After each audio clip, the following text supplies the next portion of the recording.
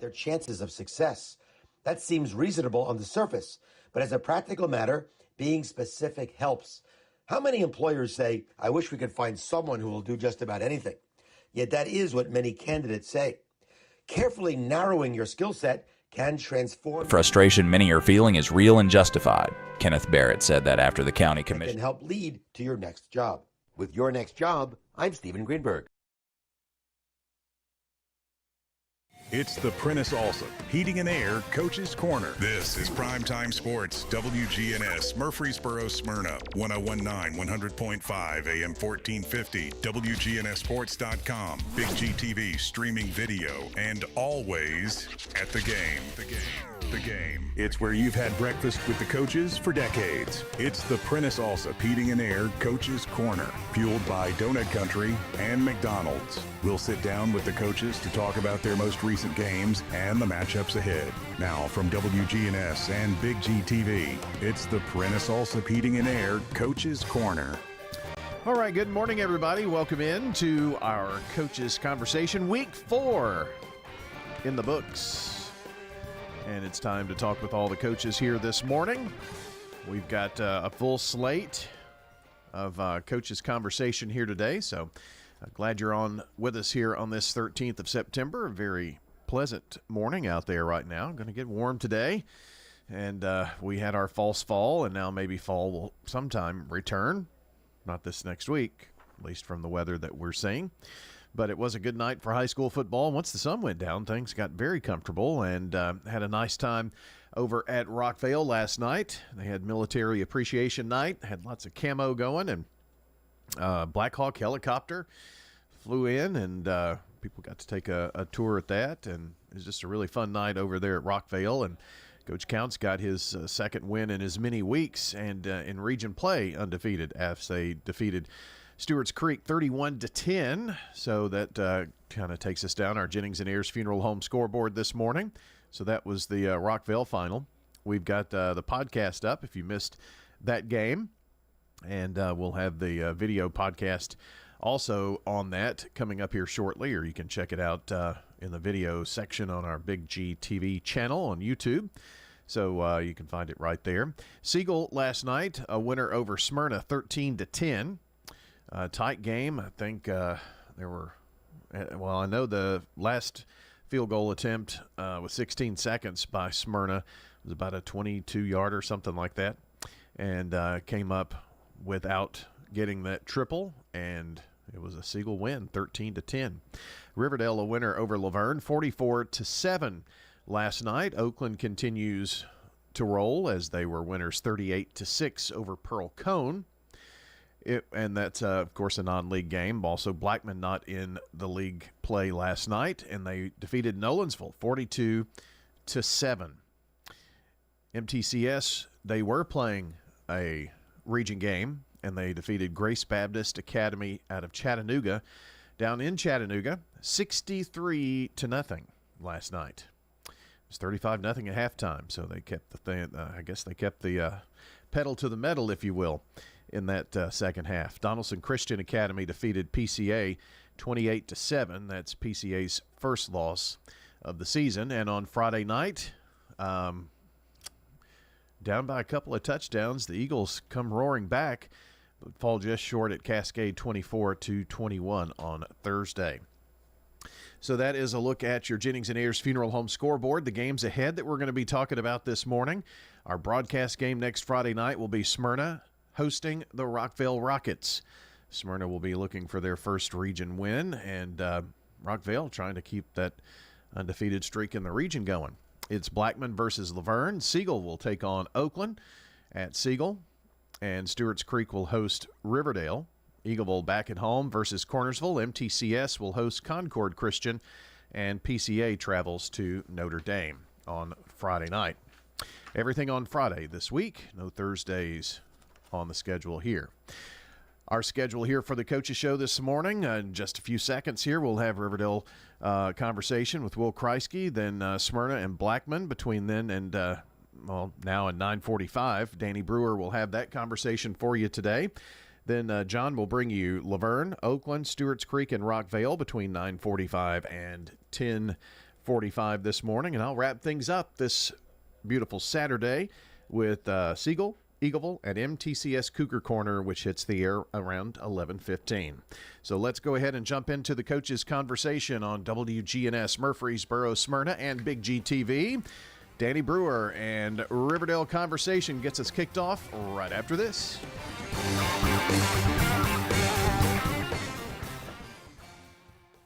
Rely on the experienced professionals at Prentice Allsup Heating and Air. Whether it's the blazing heat of summer or the bitter cold of winter, let the Rheem Pro professionals at Prentice Allsup Heating and Air Conditioning on West College Street keep your home or business comfortable year-round. We service all major brands and in most cases offer same-day service. Call us today at 615-890-1311. Prentice Allsup Heating and Air, your Rheem Pro partner heating and cooling contractor on West College Street, just under the Thompson Lane overpass. Choosing the right insurance can be overwhelming. That's where Rick Hall at Rayburn Insurance comes in. At Rayburn, we're not just about policies, we're about people. Rick Hall will take the time to understand your needs and find the best coverage at the best price. We've been serving our community since 1973. So why not let Rick Hall take the stress out of insurance? Rick Hall at Rayburn Insurance Agency, where you're more than just a policy number. You're our neighbors. Head over to J. Mullins Jewelry to check out their selection of rings, watches, custom design jewelry, and much more. They're a local business located at 352 West Northville Boulevard right here in Murfreesboro. They have gifts for all occasions, weddings, graduations, anniversaries, whatever you need, you can find it at J. Mullins Jewelry. That's at 352 West Northville Boulevard or online at mullinsjewelry.com.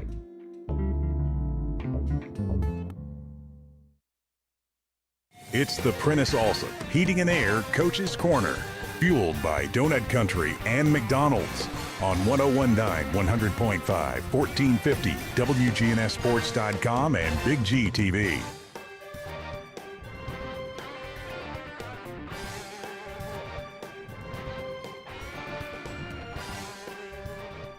The Coach Show is brought to you by Middle Tennessee Electric, serving our community by providing affordable, reliable, and safe electricity online at mte.com.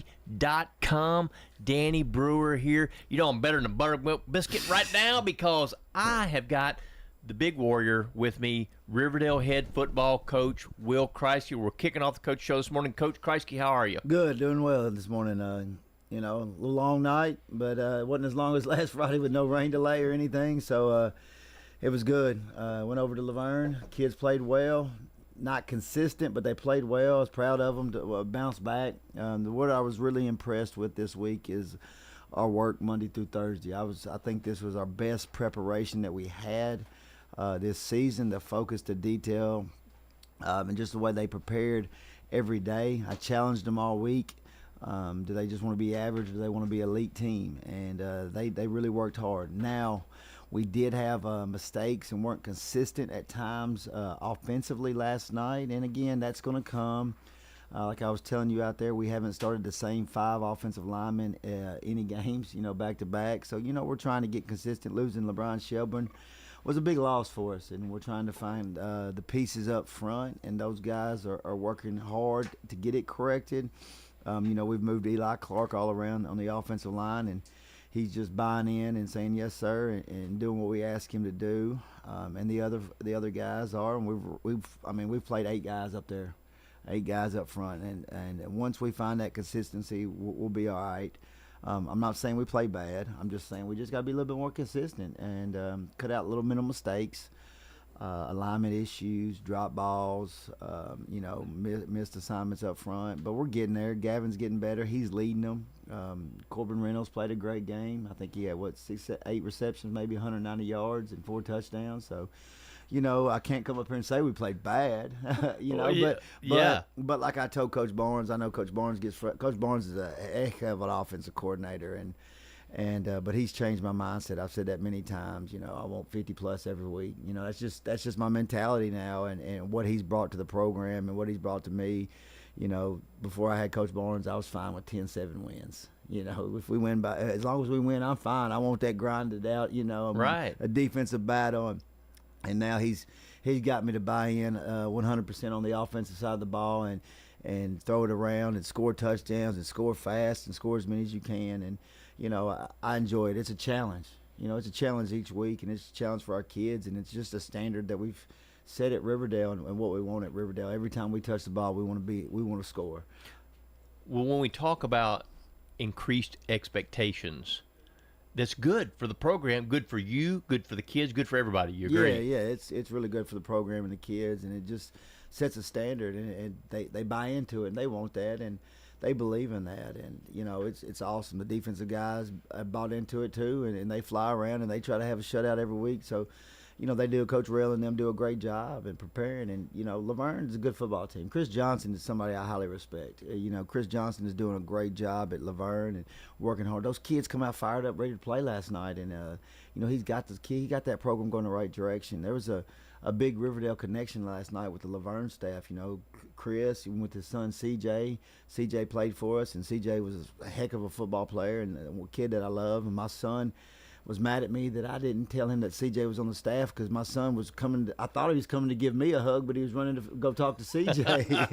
CJ's one of those kids that my son looks up to, and you know, if my son's gonna look up to anybody, and if he looks up to CJ Johnson, that's who you want your kids to idolize and look up to, and you know, and then Darius Verge, a Mr. Football winner at Riverdale, is on their staff, and then Maxwell, you know, Michael Maxwell's over there coaching on that staff. We also coached him at Riverdale, so there was a lot of Riverdale connections, and a lot of guys on my staff played with some of those guys. So it was kind of special to hang out with some of those coaches and see what they're doing, and knowing that they've been part of our program, and now they're carrying kind of things that we did at our program to their program. Kind of just means something to me as a head coach.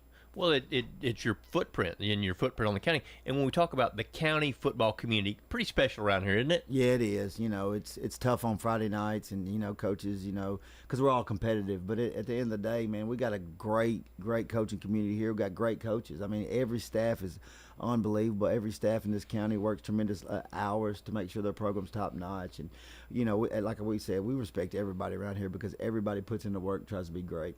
Let's talk a little bit. You've mentioned offense. Corbin Reynolds, outstanding game, 190 yards, 4 touchdowns. Let's talk about special teams. Yes, sir. Miles Weaver, 14 points last night. You told me 3 field goals and extra points. Talk a little bit about that kid. Man, I'm so proud of Miles Weaver. You know, it was a kid that, you know, he's a soccer kid. He's a heck of a goalie. He's going to have a chance to play somewhere big in soccer, but I think he's starting to get the football itch because last week he said, "You think I can play some college football?" And I said, "Yeah, son, you got a strong leg." And you know, he's really bought into this kicking thing. And you know, he played 3 years behind Khalil Armand. So you know, I always knew he was a good kicker. He just played behind another good kicker, and now he's able to show his talents. And you know, he had some dang good field goals last night, man. He got that strong leg. Well, I think one of them was a 43-yarder, and you don't hear about 40-plus yarders in high school that much. No, I think my staff thought I was crazy for kicking it, but I've just watched his leg over the last few weeks and what he's done and how he's kicked. And not only is kicking well, you know, we didn't have to punt last night, but he can also, man, when he punts, man, he booms that ball. So, you know, and that the punting part comes from being a goalie and, you know, being able to kick the ball as a goalie. So, you know, his leg, he has a really strong and live leg. So the staff thought you was crazy, but then at the end, they knew you were the genius that you are when he made it, right? I guess. I don't say genius. They don't say I'm a genius too much. Okay, Coach. Well, okay, so let's turn the page a bit. Like I said, good to get a win, 44-7 at Laverne. Let's talk about what's coming up. I want to correlate this week's contest. You go to Stewart's Creek, another big region game, because every game in the region is big. I'm going to correlate it to horse racing because that's who I am. Yeah. There's a horse running today in the Louisville Thoroughbred Society at Churchill Downs. His name is World Record. The cat is outstandingly fast. He breaks wonderfully out of the gate. 9 out of 10 times in the money. Man, he sets incredible fractions. How important is it for your team to break well from the gate next week when you go to Stewart's Creek? It's huge because I felt like the last 2 weeks we haven't started great in the first quarter. Now, we moved the ball and scored touchdowns this week in the first quarter, but it's still, we didn't have the consistency that we had in the second, third, and fourth. So we got to do a good job, just like you said, coming out of the gate strong. Not having any misassignments or alignment. And that's going to come. I'm proud of the way the defense sets the tone coming out. each game. They've done a good job. Jaron Hollins, man, I can't brag on that senior enough. He played an exceptional game last night. He was all over the field, and the kids, like I said, are doing great. But we got to start strong and start fast, and that sets the tone, man. When you can come out and have a big 3 and out, and then get a big touchdown to start the game, that's huge momentum. Coach, let's talk a little bit about your running game. I know that you can throw the ball. Obviously, you've got some good piece to the puzzle there. But how about the running game and how the progression of it? I know it's been a little bit challenging with the offensive line, but talk about your running game. Yeah, it's getting better. Jacob Vaughn does a good job. He's grown up, man. He ran behind his pads last night. I was really impressed with going back and watching film, some of the physical runs he had last night. And he also caught the ball really well out of the backfield. And he's a sophomore, and he's learning each week and getting better every week. And also Chris Peters come in and had some good runs toward the end of the game, and he's getting better. So every little piece is getting better. It's just not up to our standard yet, but the kids have a positive attitude to get where we need to go.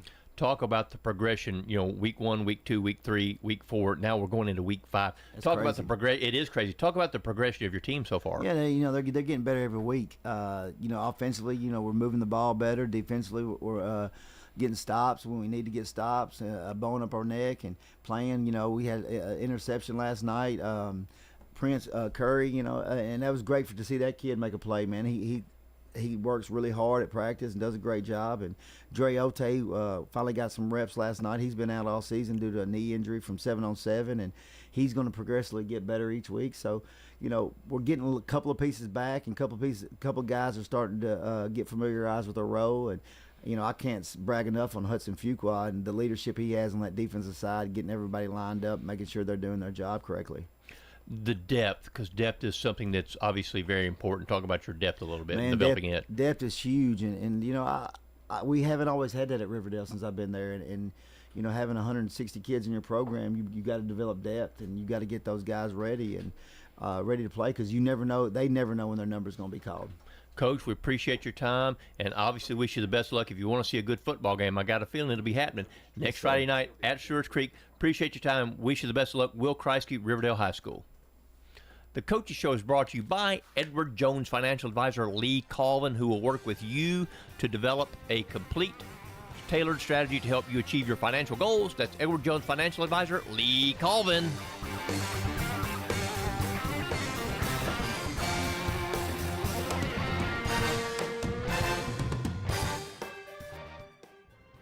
Craig's Tax Service. We perform tax preparation, individual tax returns, corporations, partnerships, and all your payroll bookkeeping needs. Brandon Craig with Craig's Tax Service. We fulfill all your tax preparation needs, from individual returns to corporations, and handle any of those scary letters you may get from the IRS. Craig's Tax Service at 142 Heritage Park Drive. Call 890-2233 for an appointment. We're proud to support all Rutherford County athletes. Craig's Tax Service, 890-2233. At Dr. Automotive in Smyrna, we're committed to providing local car owners with top-notch auto repair services. With over 2 decades of experience, our ASC certified master technicians are experts in both foreign and domestic vehicles, ensuring accurate diagnosis and timely, cost-effective repairs. From oil changes to major engine and transmission repairs, we've got the cure for your car. Dr. Automotive, keeping your car running smoothly, mile after mile. Visit our website, smyrnaautorepair.com. It's the Prentice Allsup Heating and Air Coach's Corner, fueled by Donut Country and McDonald's. On 1019, 100.5, 1450, wgnssports.com, and Big G TV. The Coaches Show is brought to you by Prentice Allsup Heating and Air, family owned and operated since 1977. Get the best service with Prentice Allsup Heating and Air online at PrenticeAllsup.com. Danny Brewer back with you. Feeling prettier than a pig in slop right now, because I have got the Dean of Rutherford County High School football coaches, Matt Williams of Smyrna, on the line. Coach Williams, how are you this morning? I'm doing all right, Danny. How are you? Well, I'm doing quite well. When we think about all the positives, it's a lovely sunshiny day. We got some warm weather, cooler mornings. It's kind of a great time of year right now. It is. It's one of my favorite times of the year, especially when the weather cools off a little bit, and looking forward to when we get in those 70-degree days and those cooler nights. Absolutely, Coach. So last night, tough loss for Smyrna, 13-10 at Siegel. Had your chances in the fourth quarter, but we're going to talk about a couple of plays in particular, but you got to be proud of your kids and the fight that you showed last night on the road. Yeah, I am. I mean, in the fourth quarter, we fought hard.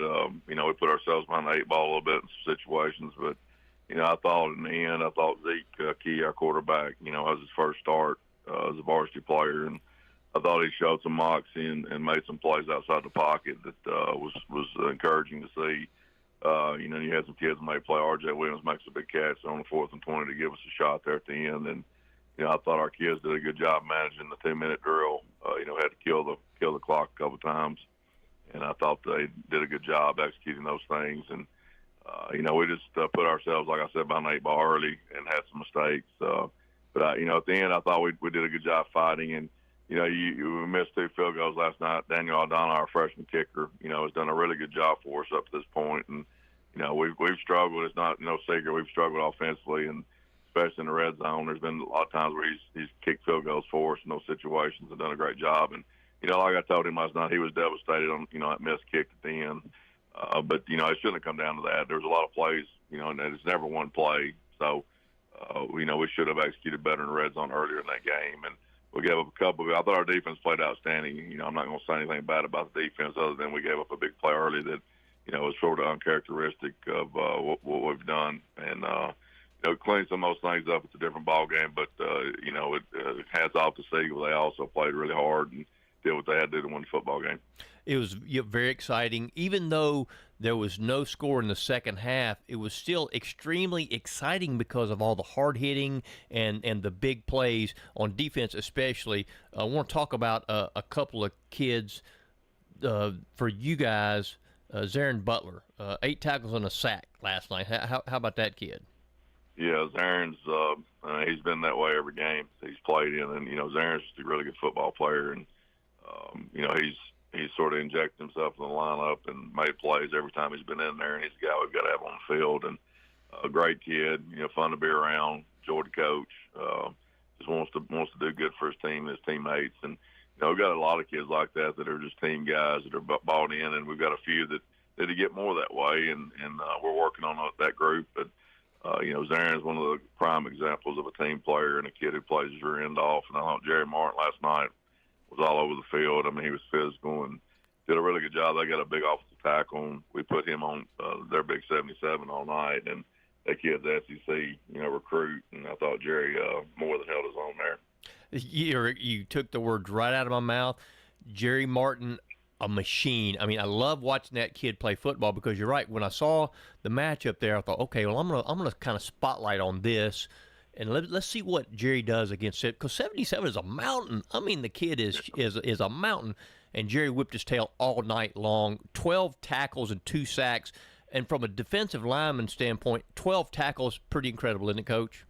Yeah, it is, and there's a lot of times where he was chasing the quarterback around. Their quarterback, I give their quarterback credit. He did a really good job not getting sacked at times, but Jerry was out there chasing them all over the place. And the motor that kid plays with is exceptional, and it's a good example to the rest of our kids, how you should play football. And, he's just a special kid, and there's no question about it, and has a motor that never quits, and, just a positive kid even after the game. He was hugging me, telling me he loved me, and being encouraging. And, that's the kind of positive kids you need on your team, and kids that got your back. And, we've got a lot of kids on our team that have everybody's back, have a coach's back, have a teammate's back, and they're fun to be around. Jerry Martin, no doubt, a huge asset and a very positive influence for the Bulldogs. Let's talk about the defense as a whole. I think the first 2 drives, Siegel scored. After that, they never even sniffed the end zone. Man, what an outstanding recovery by the Bulldog defense after those first 2 drives. Yeah, and I'll say this too. On the first drive, we didn't help them. We kicked the ball off and got a personal foul that they would have had the ball, I think, roughly on inside their 30, backed up negative 30, and we gave them a 15-yard penalty to put them in the midfield. So those kind of things didn't help us. But I thought our defense, the bottom line is, and I told our kids and I told our coaches, if you give up 13 points, you should win. And we didn't do enough offensively to make that happen. Coach, let's talk a little bit about offense. You mentioned the 4th and 20 play, that conversion. To me, that play tells a whole lot about these kids because it was an improvisational play because Key had to scramble, and he found Williams, I believe it was, for the big 20, converting on 4th and 20 on a broken play. Good for your psyche moving forward, we hope. Yeah, I mean, I think we found something. We've struggled with the quarterback position, and I thought last night Zeke made some really good plays, made some really good throws, and I think I counted we had 6 or 7 drops last night. We've got to do a better job catching the football, and a couple of those balls maybe could have been placed a little bit better. We had 2 interceptions. One was sort of Zeke's fault, and he would tell you that too, because the throw was a little bit wide, and we reach up and tip it up, and our DB did a good job of catching, basically walked the tightrope on the sideline and picked it off. That ball, if it's placed better, that probably didn't happen. But 9 times out of 10, that ball just goes out of bounds, and that wasn't our luck last night on that play. But the other ball was just a ball that should have been caught if it got tipped in there, and I don't put that on the quarterback. But we've got to do a better job of catching the football and making plays for our team, and we've done that for the most part. Just got to do a better job. But I thought, Zeke, I was proud of Zeke last night. Your first game as a varsity starter, on the road in a tough environment. I thought he answered the bell, and there was a lot of positives that came out of that. Yeah, I think if my stats are correct, 19 for 25 for 180 yards and a touchdown. So, yes. And also, I think another thing he brings to the table is he can run the football if he needs to. He can. He's tougher. He's tougher. I don't mean this bad. He's sort of a slender build, I guess you should say. And, he runs it better than you would think as far as taking on contact and stuff. He's a tough kid. So, I think he's going to do really well. And, like you said, 19 for 25, and I think if we catch, most of those balls, that completion percentage is pretty impressive. So, we've got to do a better job. And I say to us, as coaching staff and everybody, got to do a better job of scoring the ball in the red zone. And we got to come up with more answers down there. And I think at times last night we got down there and, and I'll say this too, a lot of times players got to put belief into the coaching staff of what they can do. And, that opens up the playbook a lot of times. And that is sort of a two-headed monster there. Players have got to build belief and earn those things. And, the coaches have got to do a good job of putting them in the best position to succeed. But, we're all, I was in the office this morning before 8 o'clock, and our coaches are working as we speak to get better. So, you can either mope around or you can fix it, and we're trying our best to fix it. And there's a lot of positives in this football team, and I believe in this football team. We're a very junior-heavy team. I think that'll get better as we go. And we knew this year was going to be a growth year as far as, learning. And, offensively, I think we had 3 kids who had playing experience on the offensive side of the football. And that's not an excuse. It's just the truth. And, there's been some growing pains, and I think we'll get better as we go. Well, Coach, you just touched on my next point. You don't have time to mope around because you got Rockvale coming to town this week. Every game in the region is a big game. It's all rivals. It's for a fan and for a guy like me that's a sports writer, it's a wonderful thing. I love it because every game is so competitive. So talk a little bit about what you got coming up with welcoming Rockvale to Robert Rake Stadium this coming Friday. Yeah, I don't know a ton about the specifics of their roster. I do know they're generally big up front, and we played Rockvale for the last number of years, so it's not we're well versed in that program. And Coach Counts is a guy who came from Henry County that had a really good program over there, and they'll be really well coached, and we'll have to have a great game plan. And it's like you say, it's a great atmosphere. I'm happy about being in this region and excited about being in this region. It's tough. You're going to face really good teams that are well coached and that are going to have good schemes, and they're going to do things the right way. So you got to always have your I's dotted and your T's crossed, and so it'll be another exciting environment. We hope everybody will show up at Robert L. Rake Stadium, and it should be a good ball game. Because it's a Hall of Fame night where they'll be honoring the 2025 Hall of Fame class, so that makes it a little bit more special too, because there should be some old Bulldogs coming back. Yeah, it's always good to see all the former players and contributors to the program, different players in all the different sports that are getting inducted and contributors, and it's a neat deal, and I think our school does a good job as far as the Hall of Fame. It's been a really good addition to the tradition of the time. Well, if you want to see some good football, because every week is good in this region, as I just said. But if you want to see some good football, get down to Robert L. Rake Stadium, 7 o'clock kickoff this coming Friday night, Rockvale at Smyrna. Coach, we appreciate your time. We certainly wish you the best of luck. Thanks, Danny. Have a good day. The Coaches Show is brought to you by Craig's Tax Service, specializing in personal and business tax preparation, financials, and bookkeeping services. Find out more at craigstaxservice.com.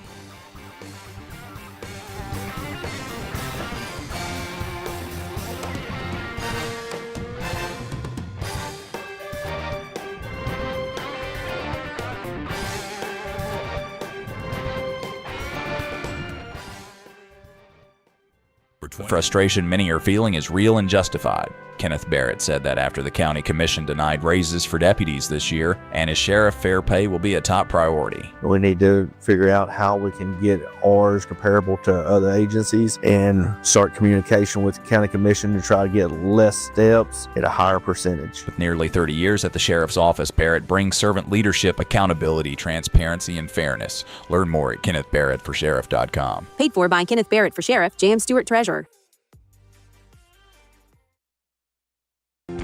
Auction Company will get you top dollar for your property. Auctions are easy, fast, and profitable. I've always been a big fan of auctions. Get instant sale, no contingencies. That means the sale of your property won't depend on an inspection, financing, or appraisals. I've known the guys over there my entire life. Call Parks Auction and Realty or visit parksauction.com. Parks Auction Company will get you top dollar for your property. Parks Auction Company, committed to auction excellence. Sold it to you, 27.5.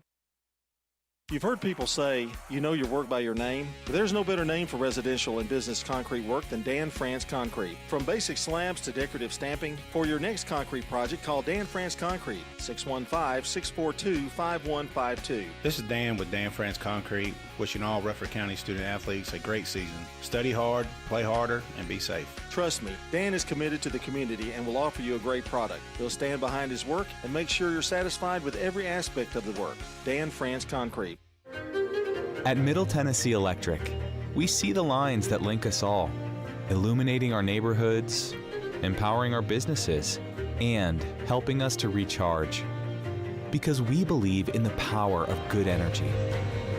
Whether it comes from our grids, the sun, or a kind heart. And as your family and our region continue to grow, you can trust that we'll always be there for you.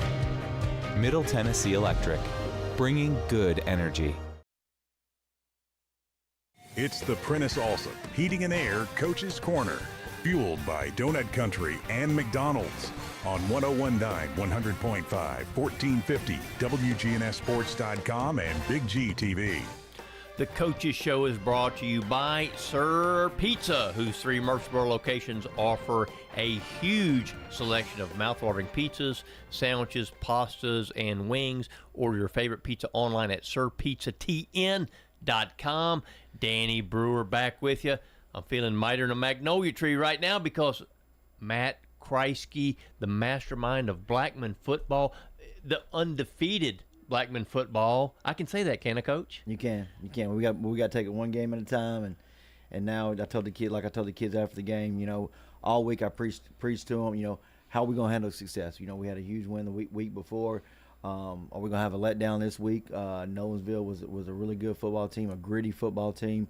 You know, and so all we talked about all week was being 1-0 on Friday, and I thought the kids handled it well. I'll be honest with you. Wednesday, we did not have a great practice, probably one of the worst practices we've had this season. So we had to do some things different to kind of refocus them. But once it adjusted, I think we finished the practice well. We had a great Thursday practice, and they came out ready to play last night, and it showed. And, you know, we got to keep getting better each week. You know, after 4 games, we cannot be satisfied being 4-0. We got to want to continue getting better each week. You know, Coach, it's really a simple approach, but sometimes simple is good. Go be 1-0 this week. Yes, you know, and again, I know all coaches on here probably say you got to focus on the little things. You got to get better. You know, our special team unit had a blocked field goal. We scooped and scored it. Jaden Lark for 80 yards, and that was huge. You know, anytime you can score on special teams is huge. We've had 2 blocked punts, now a blocked field goal.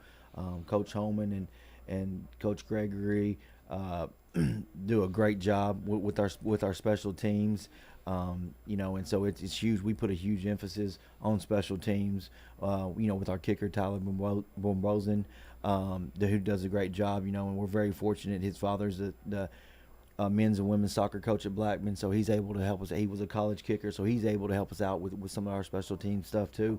So that's huge. We were talking about winning all three phases of the game, and I think last night we had 3 interceptions on defense. One of them returned for a touchdown, so that's huge. Feel like we won that phase in the game also.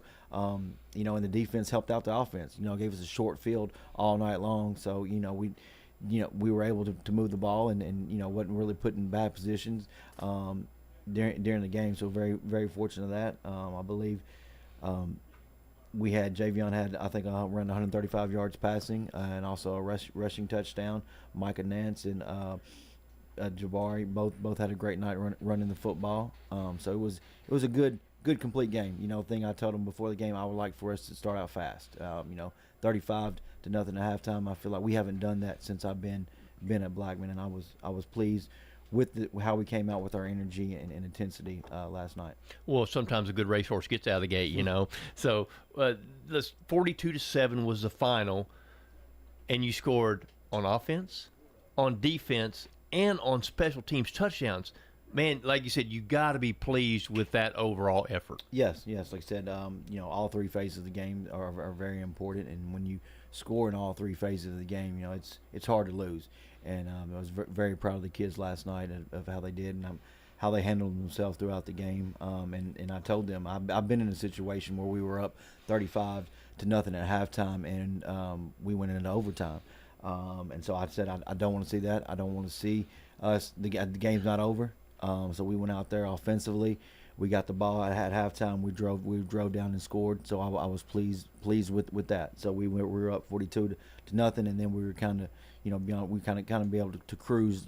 Kind of just cruise and let the clock run and get out of there with being healthy and being able to move on to the next week. So Jaden Lark, you mentioned him. He had 2 interceptions.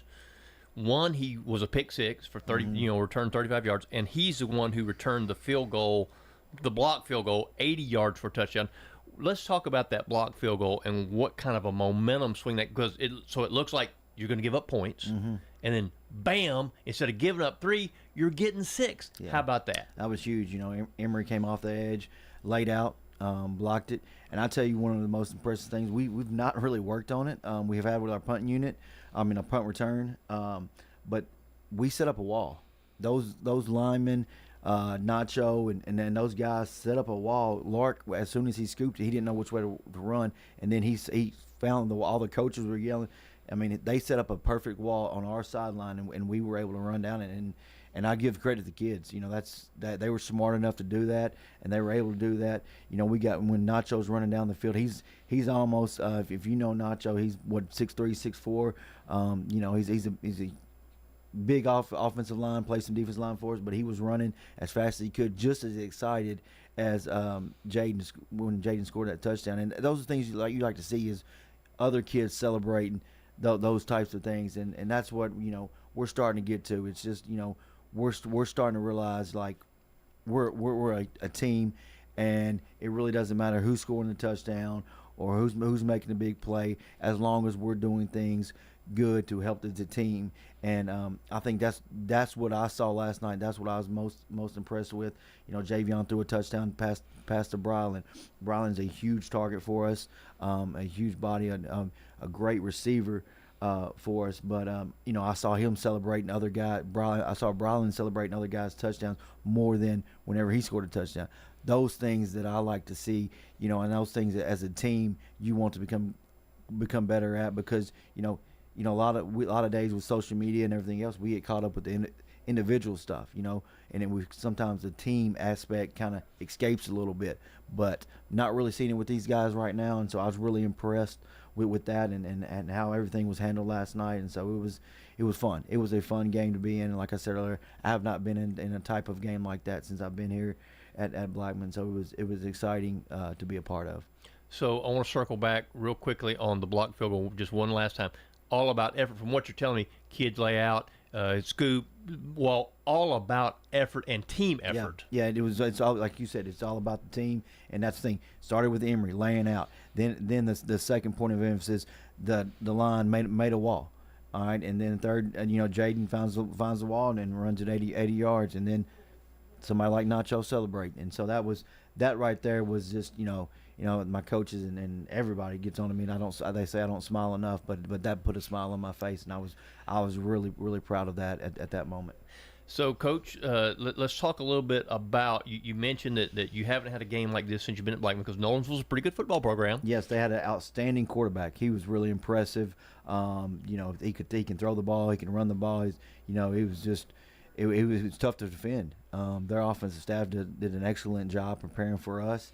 And so they have a receiver who's really good. Their running back, hard-nosed runner. I mean, like I told them last night. I mean, they're going to finish, first or second in their league this year. And so it was a good challenge for us.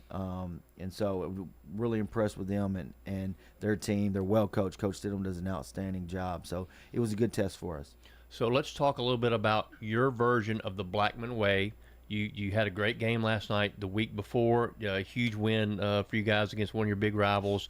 Let's talk about your version of the Blackman way and instituting it, because they've had a pretty proud football program there for quite some time now. Since Philip Chadones took over and started building things in the Blackman way, but your version of it. Tell me a little bit about it.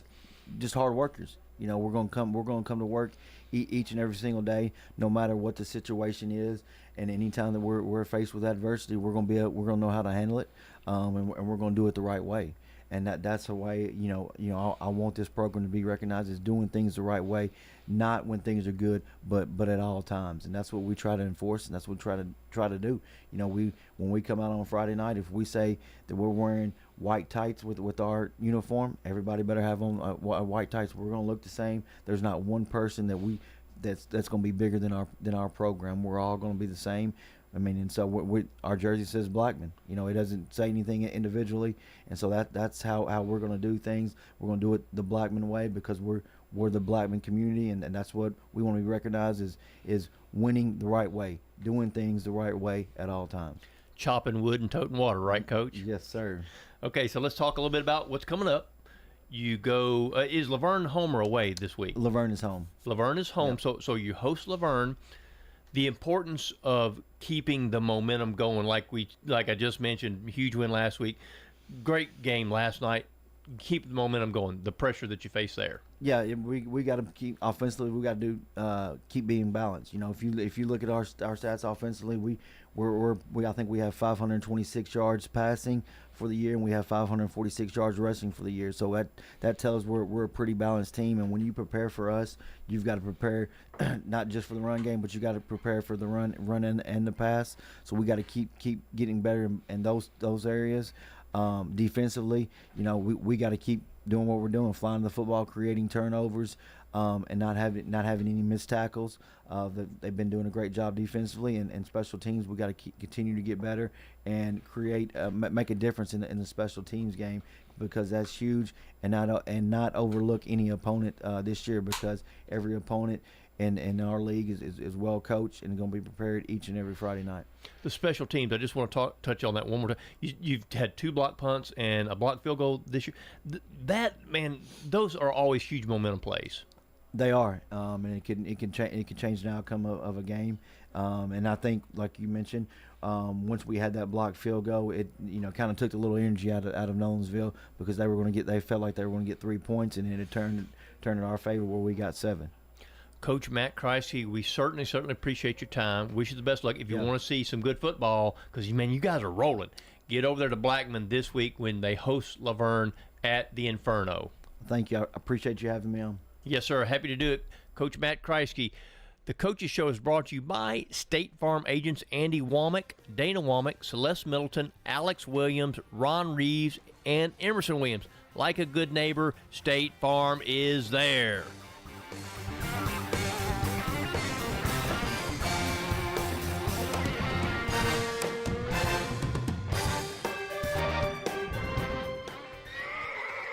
Game day is coming, and are you ready to represent the Blue Raiders? At Raider Tees, we've got the largest selection of officially licensed Middle Tennessee gear in town. T-shirts, hoodies, hats, even tailgating essentials. You name it, we've got it. No more searching through random stores. Everything you need is right here at 111 East MTCS Road, right across from MTCS. Get game day ready at Raider Tees. Bigger, better, and go blue. Pizza, pizza. You in a hurry for dinner? Well, we've made it even easier to order online at sirpizzatn.com. Tap the location nearest you and begin your carry-out or delivery order at sirpizzatn.com. You can choose from our full menu, and we'll take care of the rest. A Queen's Feast is calling my name. Order Murfreesboro's favorite pizza online at sirpizzatn.com. Sir Pizza, you made me love pizza again. Rely on the experienced professionals at Prentice Allsup Heating and Air. If your old unit needs a tune-up, the professionals at Prentice Allsup Heating and Air service all major brands and even offer same-day service in most cases. Keep your home or business comfortable year-round. Call us today at 615-890-1311. Prentice Allsup Heating and Air, your Ring Pro partner heating and cooling contractor on West College Street, just under the Thompson Lane overpass. Online at PrenticeAllsup.com. Craig's Tax Service at 142 Heritage Park Drive offers complete tax preparation, financial, and bookkeeping services. This is Brett Craig with Craig's Tax Service. From personal tax preparation to business bookkeeping, payroll, and taxes, at Craig's Tax Service, our staff is here to help. Get help with your taxes. Call 890-2233 for an appointment.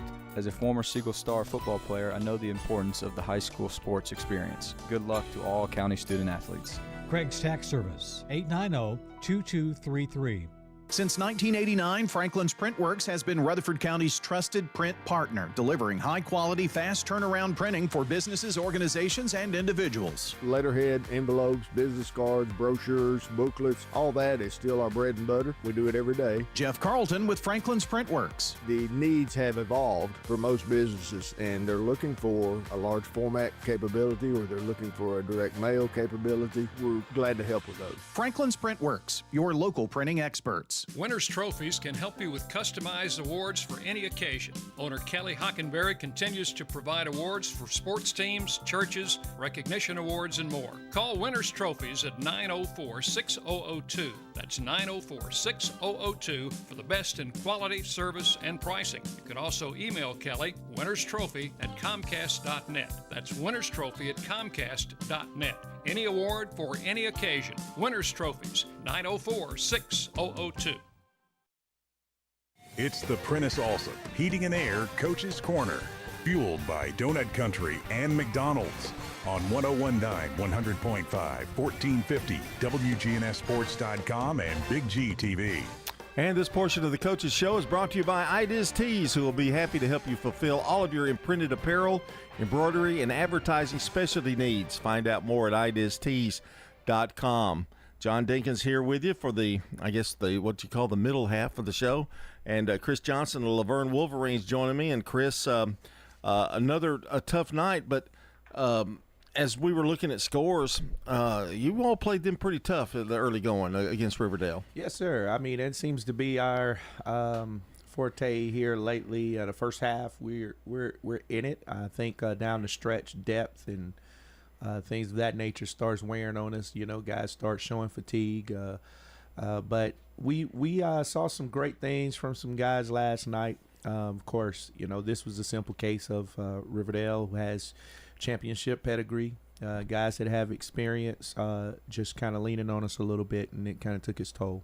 You know, a couple of red zone situations, you held them to field goals. I was kind of monitoring the game as we were doing ours last night, and I turned and I said, you know, Laverne's hanging pretty tough in this game right now, and again, and depth is something that you can't change that overnight. It's going to take a while to get enough, and when you're kind of rebuilding a program, that's a slow process, isn't it? Yeah, it's definitely a slow process, you know, depth, but then also youth. I mean, we had some young guys that I felt like got in and grew up a little bit last night. Desmond Houston, who we call him DJ, got in. It was his first start, his first varsity experience at corner, and he got in, got a pick, had 3 pass breakups, and but he's also young too. Mm-hmm. And we had some young guys. Thomas Dixon got in on special teams, had a couple of good returns. You know, Tyler Woods was in at safety. He's a freshman and got in and got some good game experience. So we're seeing some growth out of some guys that's getting in, the young guys that's getting in and getting some valuable experience. We had some of our seniors played hard as well. You know, you talk about Freddie Mills and Kevin Ruiz and Big Austin Dixon on the line. These guys, they're giving it their all defensively and offensively as well. The when you talk about youth, and I can't stress the point enough that there's.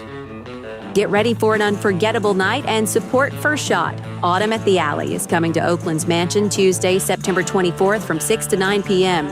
Sip on fine bourbon, wine, and spirits, enjoy premium cigars, and feast on incredible food from the Alley on Main, all while enjoying live music under the stars. Proceeds benefit First Shot's Academic All-Stars and Send the Kid to Camp programs. Find out more on their Facebook page and through Eventbrite. Autumn at the Alley, September 24th.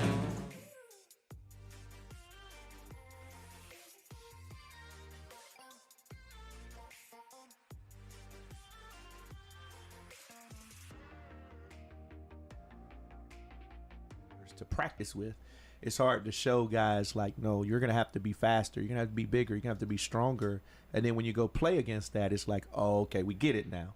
So as I said, I think we're gaining valuable experience, but what I'm most proud of, there's no quit in any of our guys. Right. I mean, they're fighting all the way till the end, and after the game, you call them up and you ask them, is anybody gonna quit, and they all collectively said, no, sir. And you kind of bring up an interesting point to me, because I haven't known you very long, but in talking to you, you seem like a real motivator, and I know your outside interest in that kind of thing, that kind of comes with the job as well, motivating people, and I think that's going to be important down the road for Laverne, because the motivation factor is going to be huge, I think. Yes, sir. I mean, we talk about what we're trying to get out of this, and we've said it from day one. At the end of the day, if you come to Laverne High School and play football, I always tell the parents, I can't promise you wins and losses. I can't promise you scholarships, but what I can promise you is they'll be better young men when they leave this program. And we talk to them all the time about these lessons are actually lessons in life, and I hope that they're pulling these lessons in life from these situations. Like, life will not always go the way you want it to. You will not have great days all the time, but you have to know how to pull yourself together, learn a lesson. I've always had this mindset, you're never a loser. So you think about it, the scoreboard may dictate or say one thing, and that's in the game of sports, but you either win or you learn. And I'm thinking I'm going to go into your past just a little bit. I know football's meant a lot to you in your past, and how did it help you mold you into the person that you are today? Because to me, you talked about the game of life, and that's Laverne football, not Laverne, but football in general is kind of like that. I mean, you're going to face obstacles, you're going to face trials and tribulations. Tell me how it affected you, how it helped you. Well, my dad sent me to Middle Tennessee State University back in 1999, and I remember the conversation he had with Andy McCullum then. Coach McCullum said he's going to be a better man when you send him to me. And Coach McCullum was a huge part in shaping and molding some of my core values today, because he taught us how to be men. We use football as a vehicle to help mold and shape men, and so I still live by some of those principles today, and I'm sharing some of those with these young men and kind of helping them understand, like, life is going to knock you down, and things are going to happen, and let me show you how I was able to process some of the things that happened with the teams that we were on, that we didn't always win. We had losing seasons, but we learned some valuable lessons in those processes, and we're seeing that now. The guys are learning how to fight. They're learning how to persevere. Coach McCullum was a huge motivator too. He was. I mean, he was something. Good memories of those MTSU days there. And you didn't come in with your eyes closed. I mean, you knew that the challenge would be, we're going to be young. We've got to get people to come out for football. and we got to get them to love the game. And I think that's kind of what you've kind of built this on, is trying to motivate and get the fire back in them and to play football at Laverne. Well, let me say, I want to just say again that I'm thankful for the fans, the cheerleaders, the band, all of the Wolverine supporters that came out. We've had huge support at home, which from what I'm hearing has not always been the case. So we're shifting the culture first. And that is we want it to be a good place to play on Friday night for visitors and for our home fans. And so we're seeing that. And so I think the rest will come, and we're starting there with shifting the culture, the mindset, and the kids are starting to buy in, and we're still encouraged. You look like a guy that walks the halls. And talks to kids. Am I right? I walk the halls. I meet kids, but I'm also the track coach too. So I'm building relationships, and that's what it's going to take. We're talking to Chris Johnson, head coach of the Laverne Wolverines. Let's talk about the schedule. It doesn't do you any favors in terms of, this is a really tough region to be in. I mean, it's tough, and everybody knows that. You've got a Blackman team coming in here who's blazing hot. And what do you expect from them? I know they've got some speed. They've got some things that they're going to be challenges. Yeah, they're good. I mean, they're very well coached, and they're going to be solid, and they're going to have talent. They're going to have size. So we're going to have our work cut out for us. But I can tell you, we're going to go out there and fight as hard as we can. We're going to go and compete. Our coaches are going to prepare well. And we're going to get our guys in the best position possible to go play and compete in this game. There are a lot of changes going on at Laverne. I know the new, I guess, called a high rise. I'm not really sure how to explain that, but I think it's the first third story that's going to be in Rutherford County. And how can you relate that and the changes? And I know there's going to be improvements in the football program, the stadium, and everything. That has to be a help for you to get kids. Look at what we're doing here. Well, we're just following leadership. Can't say enough about Dr. Hatchett and what she's been able to do in the years that she's been there. She has shifted the culture, made some changes, and all of the things that's happening at Laverne High School is we're just following her lead. And so it's exciting times when you look at the construction that's happening, and the kids that are expressing interest now and wanting to come to Laverne. You look at all of the growth that's happening there. So we're excited about the future. We're also excited about the rest of this season. I mean, even though the schedule is tough, it's tough for everyone. And so the back half of this season is still some low hanging fruit there.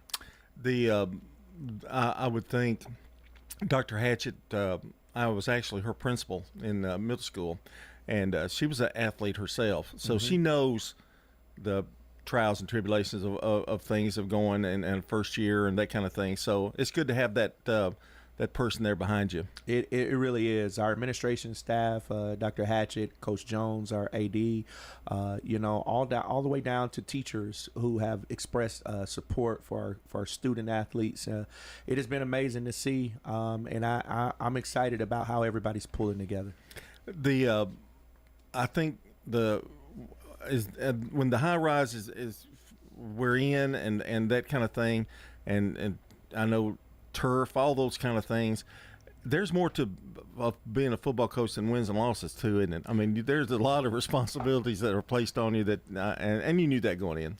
Yeah, I mean, and it's just part of it. I think ultimately the opportunity to impact kids and to change lives is what we really take seriously. And so sometimes you could do that on the field, and most of the time it's how you build relationships and do it off the field. That game will be on the road Friday, correct? Yes, at Blackman? Sir. Okay. Yes, sir. They've got a great atmosphere there. I think your guys will be enthused at that because, nothing gets you fired up. I don't care if it's visiting away, and you'll have a pretty good crowd from your school too. So yeah, should be a good atmosphere on Friday night. I'm looking forward to it. I think we need an away game just to, we've had several home games here. I think we need an away game. So I know when I played, it was always good to go away and kind of connect on that level. So it'd be interesting. Got to get everybody on the bus and do all those kind of things. That's right. Too. That's right. That's a learning situation too, isn't it? Yes, sir. It is. That's Chris Johnson, the head coach of the Laverne Wolverines. They travel to Blackman on Friday night. This portion of the show has been brought to you by Rick's Barbecue, serving up the best smoked barbecue, ribs, and many local favorites on Warrior Drive. Locally operated by Anne Marie Brents and the Lanning family. Coming up next, it's Oakland coach Kevin Creasy.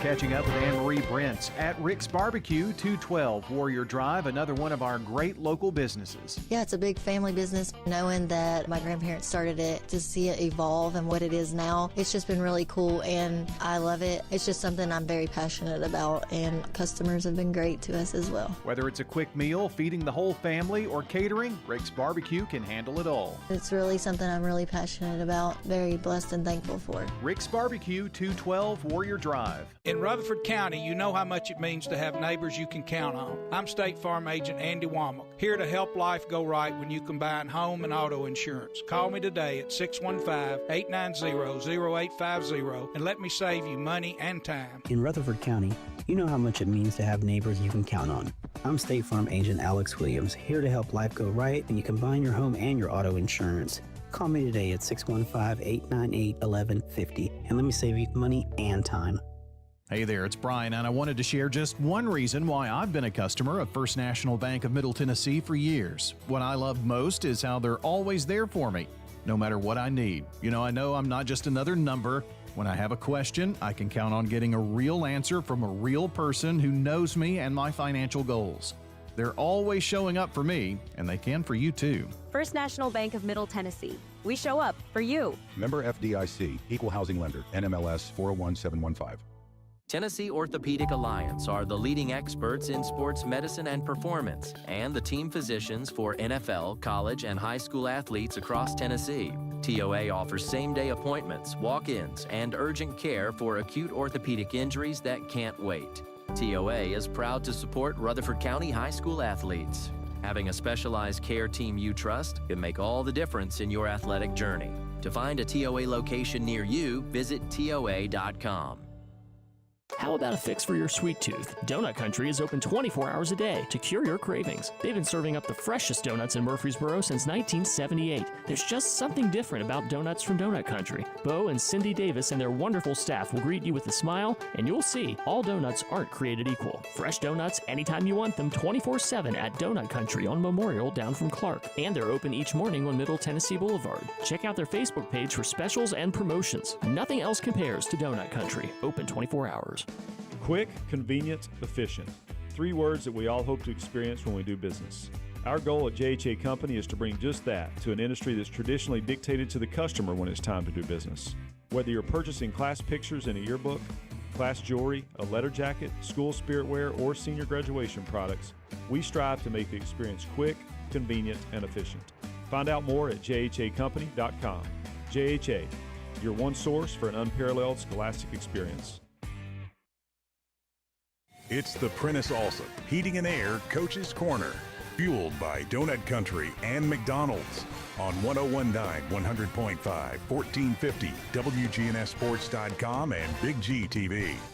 And this portion of the show brought to you by the law offices of John Day, providing superior legal representation to injury victims and their families. Find out more at johndaylegal.com. John Ding is back with you, along with Coach Kevin Creasy of the Oakland Patriots, who I don't want to jinx you, but you keep rolling along so far. So far, so good, right? That's right. So far, so good. Pearl Cone, those teams like that always scare me. You know, they usually have a lot of speed. And what was it like last night? How were they? Yeah, you know, Pearl Cone wins all the time the state championship in track and field. Yeah. For a good reason. And, you know, I think they have a good coaching staff. A lot of guys, you know, played at Pearl and have come back and coaching for them. And, you know, their established program, make it deep in the playoffs every year. But I think the difference was, you know, we kind of captured the momentum early and kind of got things rolling in our direction. And once it got to rolling, it was on. And I give credit to our guys that didn't just look at an 0-3 record. Pearl Cone should have beaten CPA. They should have beaten MBA, and so they got handled pretty good by BGA. But at the same time, we weren't going to take them for granted, and I think our guys showed up. And like I said, once we got the momentum rolling, it was really good. You've kind of had the same prototype the last 3 games. It seems like off to an early start, defense clicks in, and you put some points on the board, and a coach loves to see that. I don't know but one game, and the one I was there was a game where it was the CPA game, but that's a good blueprint for success if you can do that all the time. Yeah, always good to have a quick start.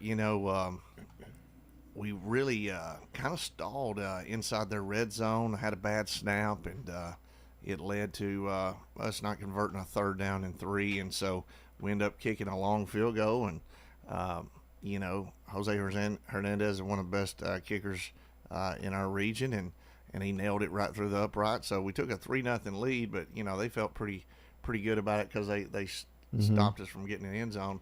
But right after that, our defense came up big and made those guys punt, and Craig Tutt ended up taking the punt return back for a touchdown, and that's like our 3rd or 4th special teams touchdown already this year. Played 4 games, and I think we've had 4 special teams touchdowns. So a lot of credit goes to Marcus Bryson, our special teams coordinator, who does a good job with our punt block team. And so everybody thinks that we're going to try to block it, and we end up setting up a return that turned out to look real good, and turn right back around later in the game, and we kick a surprise onside kick and recover that. And 2 plays later, I think we score. And so, the game's essentially over at that point. You've got several things, to me, going for you. The special team play has been great. The defense has been great. They made turnovers, like you said, 4 scores from the defense. That sure takes the pressure off. Particularly, you've got young quarterbacks, but it takes a lot of pressure off that offense when you get help from the defense like that. Oh, yeah. Yeah, we've got youth all over the place on the offense, and I think we've got 1 senior offensive lineman. We're starting a freshman offensive lineman. We've got 2 really good sophomores that are playing for us on the O-line. We've got a good junior that's starting at left tackle. So, we've got a lot of youth, and then you throw in the 2 quarterbacks that are both underclassmen. We need help from special teams. We need help from the defense, and they've provided that the last few weeks. And I'll say this: I give a lot of credit to those quarterbacks. They kind of spread the wealth around. I think we had 5 different guys score touchdowns. Yeah. So that's kind of hard to pinpoint exactly where you're going to try to, stop the offense whenever they can disperse the ball, so equally. And it's pretty cool to see that. There's a lot of different weapons out there and a lot of different ways to score. And ultimately, I'm proud of both quarterbacks, celebrating each other's, successes, instead of just being bitter competitors. They know they're making each other better, and they better play well because we could always just make it a 1 quarterback deal. Exactly. It's really worked out well. So it's like a 2-headed monster. Cam Morton was 8 of 10 for 141 yards and 2 touchdowns last night. And I've seen, but when you have 2, I think it puts a little fire in both of them, doesn't it? Yeah, and good competitiveness, though. And that's the thing about it. Cam threw his first touchdown last night. Like I said, had 2 of them, but Dante's already had 2 or 3 touchdown passes, and then he had a touchdown run last night. So now I'm sure Cam's going to look forward to trying to pull one down and run it in too. So yeah, they want to bring out the best in each other, and then of course they want to compete. And if they weren't made out of the right stuff, they wouldn't want to be the only one playing quarterback. I think they need to be the one that is trying to make this a no contest and make sure that they're the only quarterback. But right now we got a good problem. We got 2 good quarterbacks that can run the offense really well, and like I said, right now it's been pretty efficient, and both of them are dual threats, so that makes it a whole lot easier on the play caller.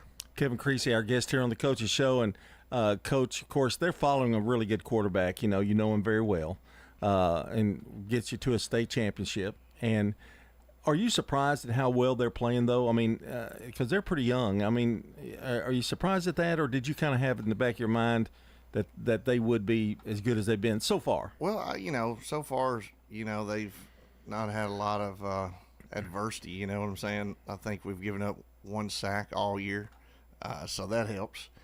They've got a tremendous amount of weapons, I guess you could say, different people that they can get the ball to. Didn't exactly have that last year, so we've got several guys out there that can make big plays running the ball and catching the ball. So, like I said, it's going to be curious to see whenever those two get a little more adversity, a little more pressure in their face, and whenever they run it, they get stuffed behind the line a few times, how they're going to handle it. And so those days are coming. We just got to get prepared for it. But ultimately, a lot of times we get better by going against our own defense in practice. So, week in and week out, we see a really good defense, Monday through Thursday. And so that kind of helps prepare us for Friday. I want to mention a few names, if I may. Brown had a 17-yard touchdown reception and 4 tackles, 2 for loss. That's another one of those defensive guys that can contribute on both ends of the ball, right? Yeah. Michael Brown's one of our better players. Right before that, he scored a 15-yard touchdown that was called back for holding on the perimeter, and we got to get better at that. But they backed us up a little bit, and he scored the very next play as well. So he's a dual threat guy. Yeah. As far as playing offense and defense, he's one of our most valuable guys on offense. He's one of our better players on defense, and he's what we call a white jersey guy. So we got our two-way players in white jerseys in practice, and there's only about 4 or 5 of those guys on an entire squad of 100 players. So you got to be pretty special to wear a white jersey. Dante he rushed for 29 yards and a touchdown. He was 2 for 2 for 32 yards. Don't want to leave him out on the two-headed monster I'm talking about. Trayvon Jackson, 5 tackles and 2.5 sacks. That's been huge, hasn't it? His play. Yeah, the pressure that our defense puts on the quarterbacks, just seeing them week in and week out, just coming up with new and improved ways to pressure the quarterback is tremendous. And then, at one point in the game, they had negative yardage rushing the week before. Held Smyrna for a half with negative yardage rushing. So if you make it where they can't get yards running the ball and you force them to pass, that plays right into people like Trayvon Jackson's hands. I've got more. I've got a couple more here. Giovanni Malone, 2 receptions for 68 yards and a touchdown.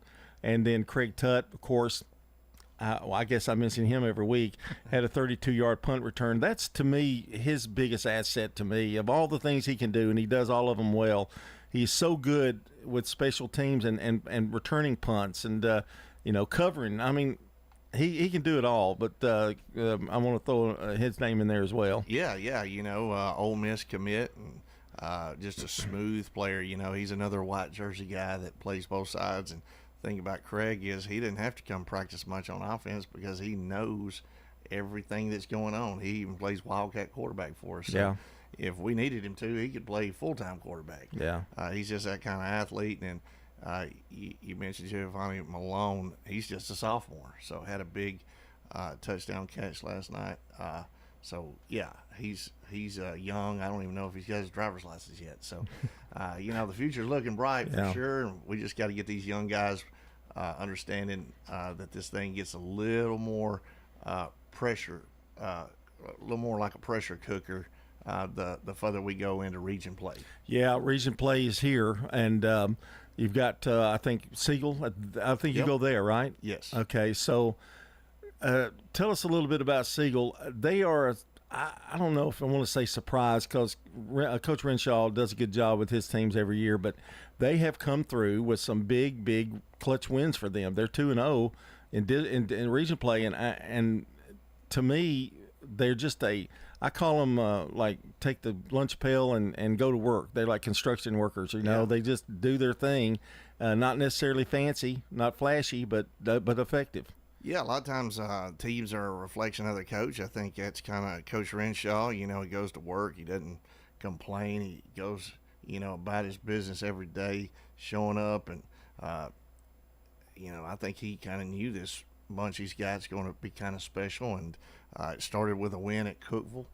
That got my attention for sure. I know Cookeville gave Gallatin a really good game last night. And, you know, they were a formidable opponent in the playoffs with Riverdale just a year ago. So they're a well-coached team, and Siegel took it to those guys. And like I said, beat Smyrna last night, so we're familiar with Smyrna.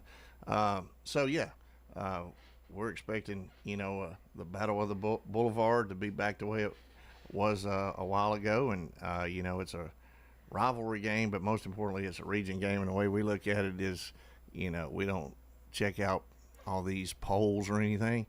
Right now, they're 2-0 in the region, so they're in first place, and we got to make sure that we leave there at least tied for first place. And so it begins, right? Yep, that's right. It's the stretch, the you stretch look at drive. our old region from last year. Yeah. I mean, they're doing pretty good. If you look at the record of our old region against the guys that went west in the playoffs that got added to our region, I think we're doing pretty good. Maybe the best in the state, really. Maybe. Seriously, yeah. Coach, hey, good luck next week, and we'll talk to you. All right? Thanks. That's Coach Kevin Creasy, the head coach of the Oakland Patriots. This portion of the show brought to you by the law offices of John Day, providing superior legal representation to injury victims and their families. Find out more at johndaylegal.com. We'll be back.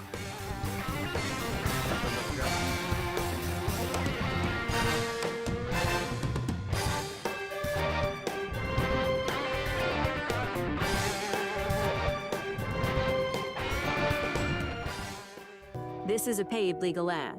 I'm attorney John Day. One of our clients was operating a farm tractor when he was rear-ended by a tractor trailer. In an instant, his life was changed forever. We helped him receive a settlement that has given him financial security for the rest of his life.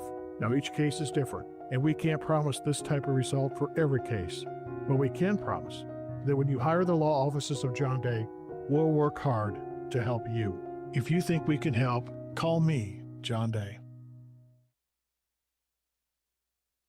Hello, this is Coy Young at Las Casas Feed Supply. We'd like to welcome you to our door. If you're a homeowner with a quarter acre or several, Las Casas Feed Supply focuses on premium feeds and dog foods you won't find in the box stores. Nutrition is our specialty here at Las Casas Feed. Family owned and operated by Coy and Jennifer Young, inviting you to stop by, visit, and enjoy the country. Customer service and expertise that exceeds your expectations. Las Casas Feed is also your place for local milk from the MTSU Dairy on Barlow Lane, just off Highway 96 East in Las Casas.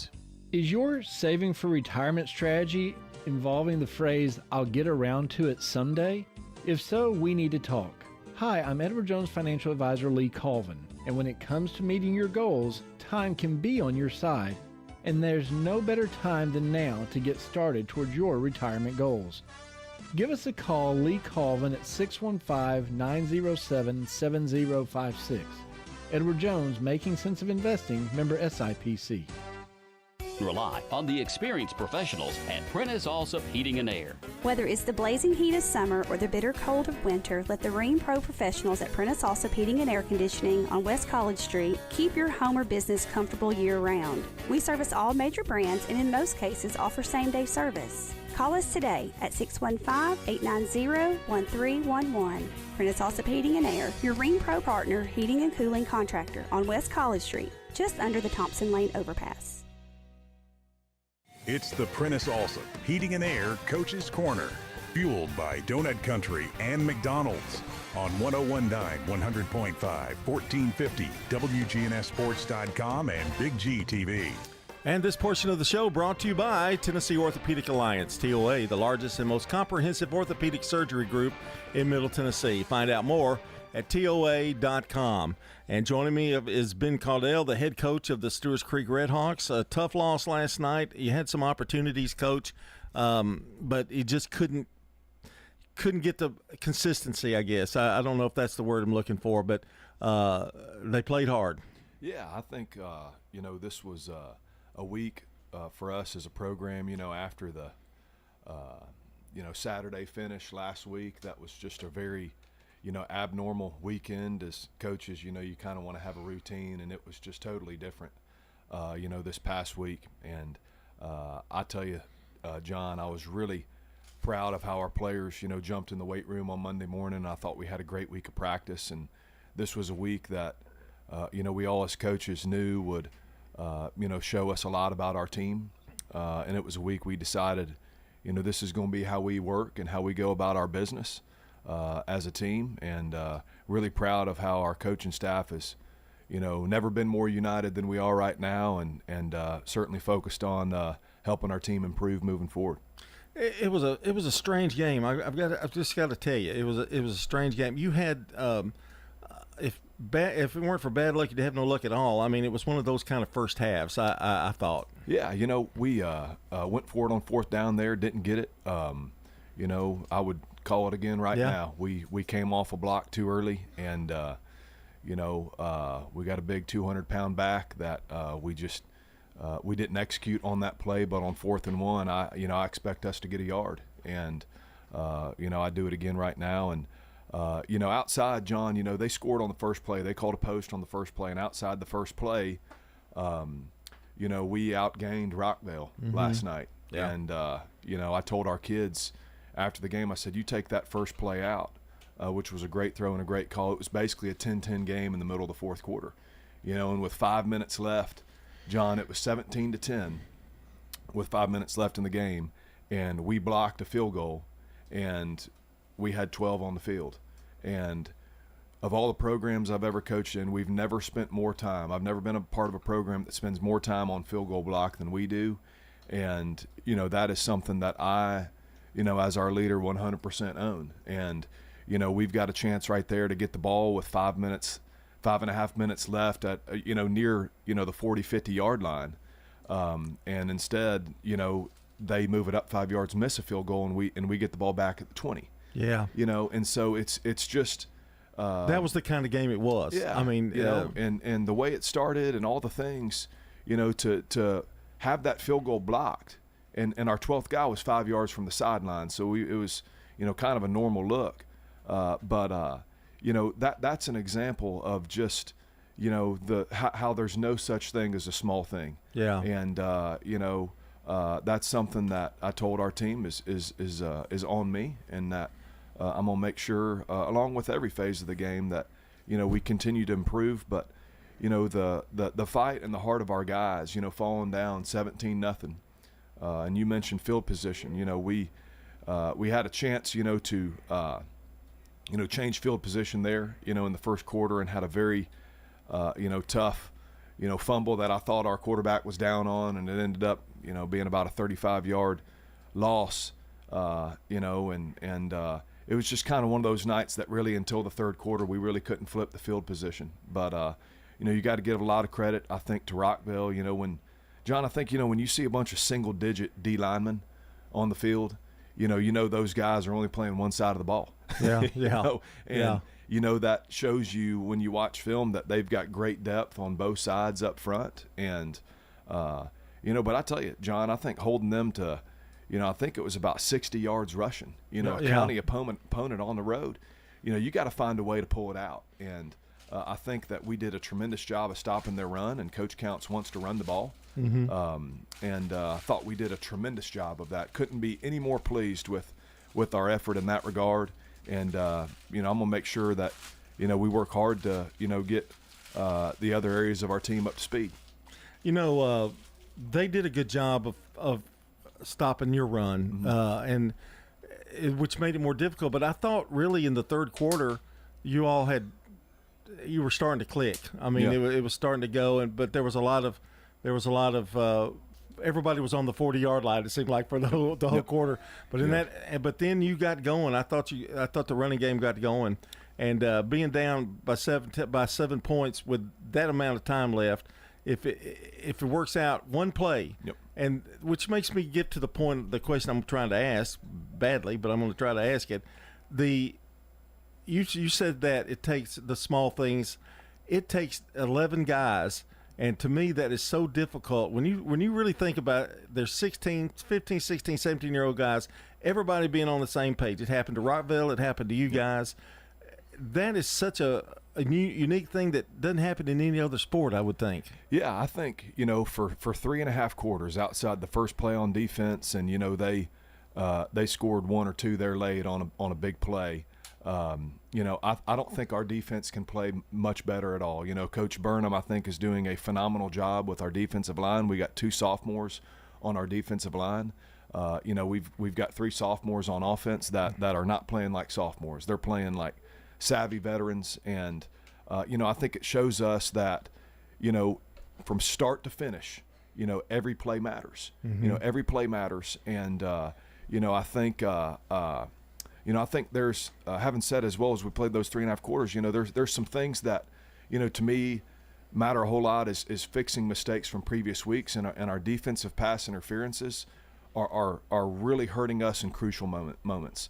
On 3rd and 8, when the ball's nowhere even catchable, where we, have bad technique or aren't aligned right, and other little things that fans might not notice. But we were not aligned right on a tipped ball last night, where if we were aligned right, I 100% know it's a pick. And that's one thing I learned working with Ron Crawford is, it takes 0 talent to get lined up right, and those are things that, we've got to continue to emphasize as coaches, and I know we will. And I think it says a lot about our defense at how well they played for the overwhelming majority of the game, and really keeping us in the game. The Brown was limited to rushing, but he did get a touchdown. Kingston McQueen had a team-leading 6 tackles. Yep. And then added 25 offensive yards. Yep. So those were 2 standouts. And Dallas Johnson had 3 tackles and an interception to go with 2 receptions. So both sides of the ball, they were trying to do it. Yeah, I'm really proud of Kingston. He came to me this week, and he's a two-way guy for us. And he asked me what he felt like he could do to improve, which, as a coach, that's a question you love to hear. Mm-hmm. And I'm so proud of Kingston. And another name I want to mention that I couldn't be any more proud of is Daniel Johnson. Yes. Who just this past week, John, we hadn't done this in a few years, but we felt like as coaches we needed to do this for this season. He was named a permanent captain this week, and everything he does, the way he walks in the cafeteria, the way he conducts himself in the locker room, there is not a person at our school that has a negative thing to say about him. And he is the leader of our team right now, and I couldn't be any more proud of. I thought he played his best game of his career. He last was night. Everywhere. Yep. I mean, his name was called so many times. Yep. Just plays so much bigger than he is, and I could not be any more proud of the leadership that he showed this week. He's a permanent captain moving forward, and I couldn't be any more proud of him. I know you wanted to give Davis a little bit more time to throw the football last night, and I know you'll be working on that a little bit. Overall, though, I thought he did a good job hanging in there, and he was under duress quite a bit, and that I guess that's credit to Rockville a little bit there. Yeah, 100%. And I'm telling you, John, I couldn't be any more proud of RC. I thought our players, this week really rallied around him. All our coaches would say that, and wanted to support him, having been thrust into that role. And here's the thing, you never really know when your opportunity's going to come. Right. Due to injury, due to anything. And, he was really hard on himself last night. Because he's a competitor, and Mm-hmm. he wants to be right. But if you see John, this is who he is. On punts in the 4th quarter, he's also our long snapper. And he's the one that's making tackles down there. He's the first one down there getting to that returner. And, as a coach, that's one thing you love to see. And for me personally, I played quarterback, and I was our long snapper in high school. And, that was a challenge I gave to myself. So when I see that in him, I think it embodies, everything that we want to be as a team and as a staff. Ben Caudill is our guest. Before I let you go, I know you got Riverdale coming up. Yep. That's at home, correct? It is. And you guys brought a huge crowd last night. Yep. I thought away game, and I heard you talk about that many times, and when the game was in the pregame, I was looking up and go, they're not going to show up too much. Oh gosh, they packed the place. I mean, they all came at one time, I guess. But I'm really glad you mentioned that, and it was something that I was going to certainly close with as well. Is that's something that it's all the time. You know, when the band rolls in, and our community always shows out for us, which means so much. And listen, I John, this means a lot to me. There's Stewart's Creek's been a school for 13 years. I've been there for 7, and no football coach has coached at Stewart's Creek longer than me. It means a lot to me. I'm working as hard as I ever have to try and put our football team in the best situation, and I'm very excited and believe in this bunch. I believe in our coaches and appreciate how unified they've been, and what's been a very tough last 6 days with the lightning delay and certainly the last few minutes last night that didn't go our way. But how we respond is going to be of the utmost importance, and I know that's going to be the case. And real quick about Riverdale, so impressed with them. I think their quarterback, for a sophomore, the way he sees the field is so impressive. He's very cerebral, and I think he's mature beyond his years, and they fly around on defense. And Coach Kreisky has got a tremendous football team, and I think they're very well put together, very well put together in all 3 phases. And the opportunity to me, John.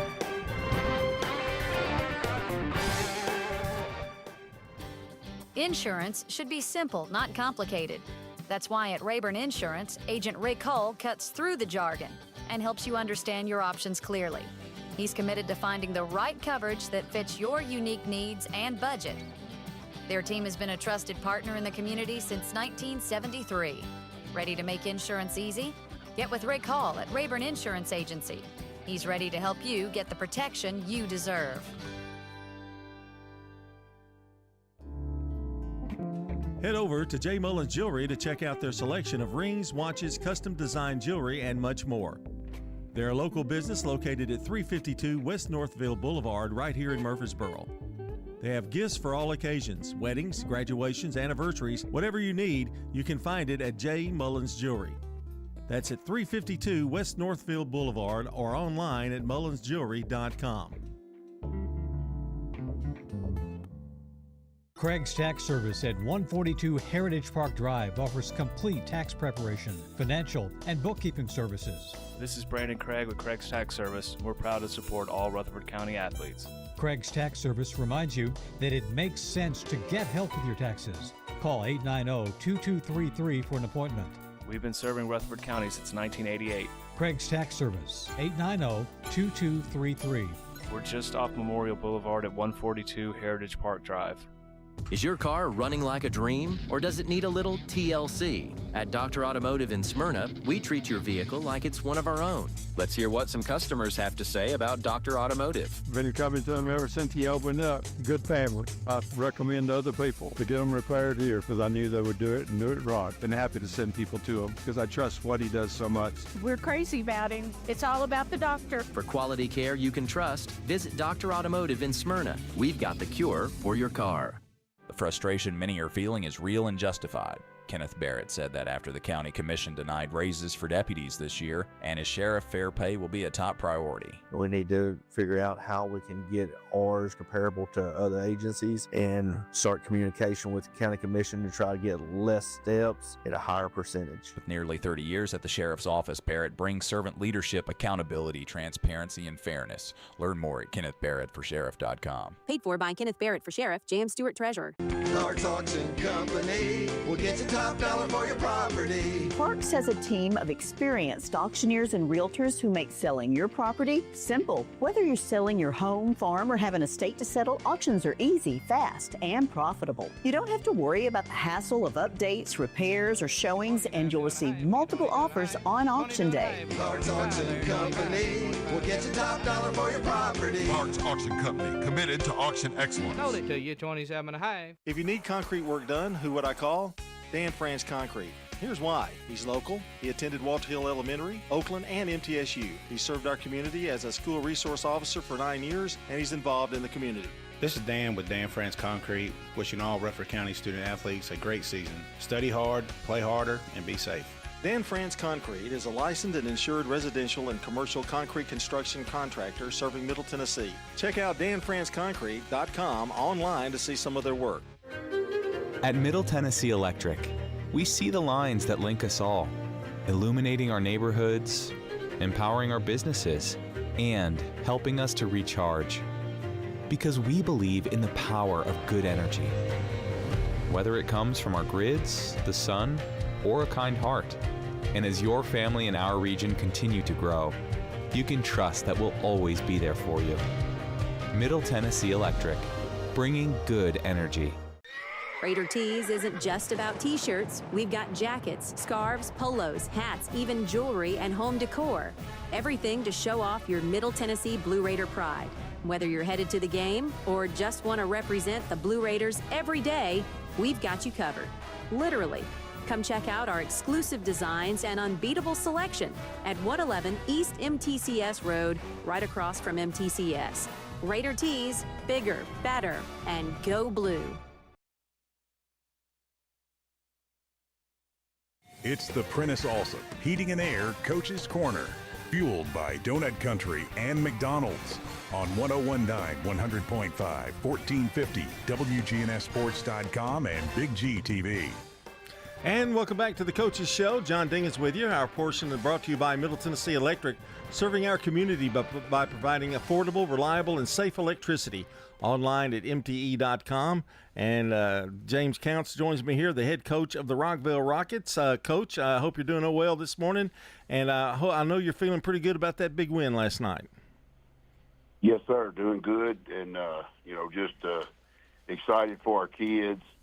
And, the progress that we've made and the coaches and the kids, that's the big thing. Just proud for them. They started out about as well as a football game can start out for a team. The defensive line was superb. They did a good job of shutting down Stewart's Creek's running game. Had some turnovers, got out to a 17-0 lead, and a lot of times that can be damaging if you get out to too big of a lead because you tend to be a little more complacent. That didn't really happen to your guys. The defense was there all night. Defense played really well, and they have all year. And they bailed us out a couple times, last night, but they played really well. And, offensively, we hit a little lull there in the third quarter. And, that's some things that we're trying to build on and correct. And, looking at our previous games, in the way that we have gained ground and done some things there and got that correct, some things corrected. And we're not where we want to be, but we're in a lot better place than we were earlier in the year. It certainly was a battle. I mean, both defenses were playing tough. They were shutting your running game down. You were shutting theirs down. And there was about a quarter there where not really action by either team until Stewart's Creek got within 7 of you. And a lot of teams, you would go a little panic mode. But you guys really did a nice job of coming right back and getting that 2-touchdown lead back. Just respond. Yes. We talked about, trying to get the momentum back. Well, the only way you're going to get it back is to go get it. And, in the way that we play. And, we try to coach aggressive and we want our kids to kind of feel that from us. And we went through that dip and then we were able to gain our composure there and was able to finish it out. Where early in the year we didn't finish one out, so, yeah, that we should have. But progress, growth. I think the kids are starting to kind of figure out. Listening to me a little bit, and I might know a little bit about what's going on, and so we're definitely gelling and coming together. Chia was very instrumental in the win last night. 106 yards and 5 receptions, which really the first play from the line of scrimmage, a long pass from Hamby. That was a huge momentum builder there right at the beginning of the game. Yeah, we look and break ourselves down, and we felt like that that would be something to kind of start the game with against kind of what we have been doing, and kind of give us a spark there early, and it worked out perfect. And RC had a great game last night. He's a guy that can do a lot of different things. He punts for us too. He has played quarterback, and he threw a pass later in the game off a jet sweep that so he can do a lot of different things for us, and he had a very good game last night. That pass was right there too. I know the receiver had to back up a little bit. I think that's where it didn't get completed, but that was a pretty good throw there. Hamby was yeah. Go ahead.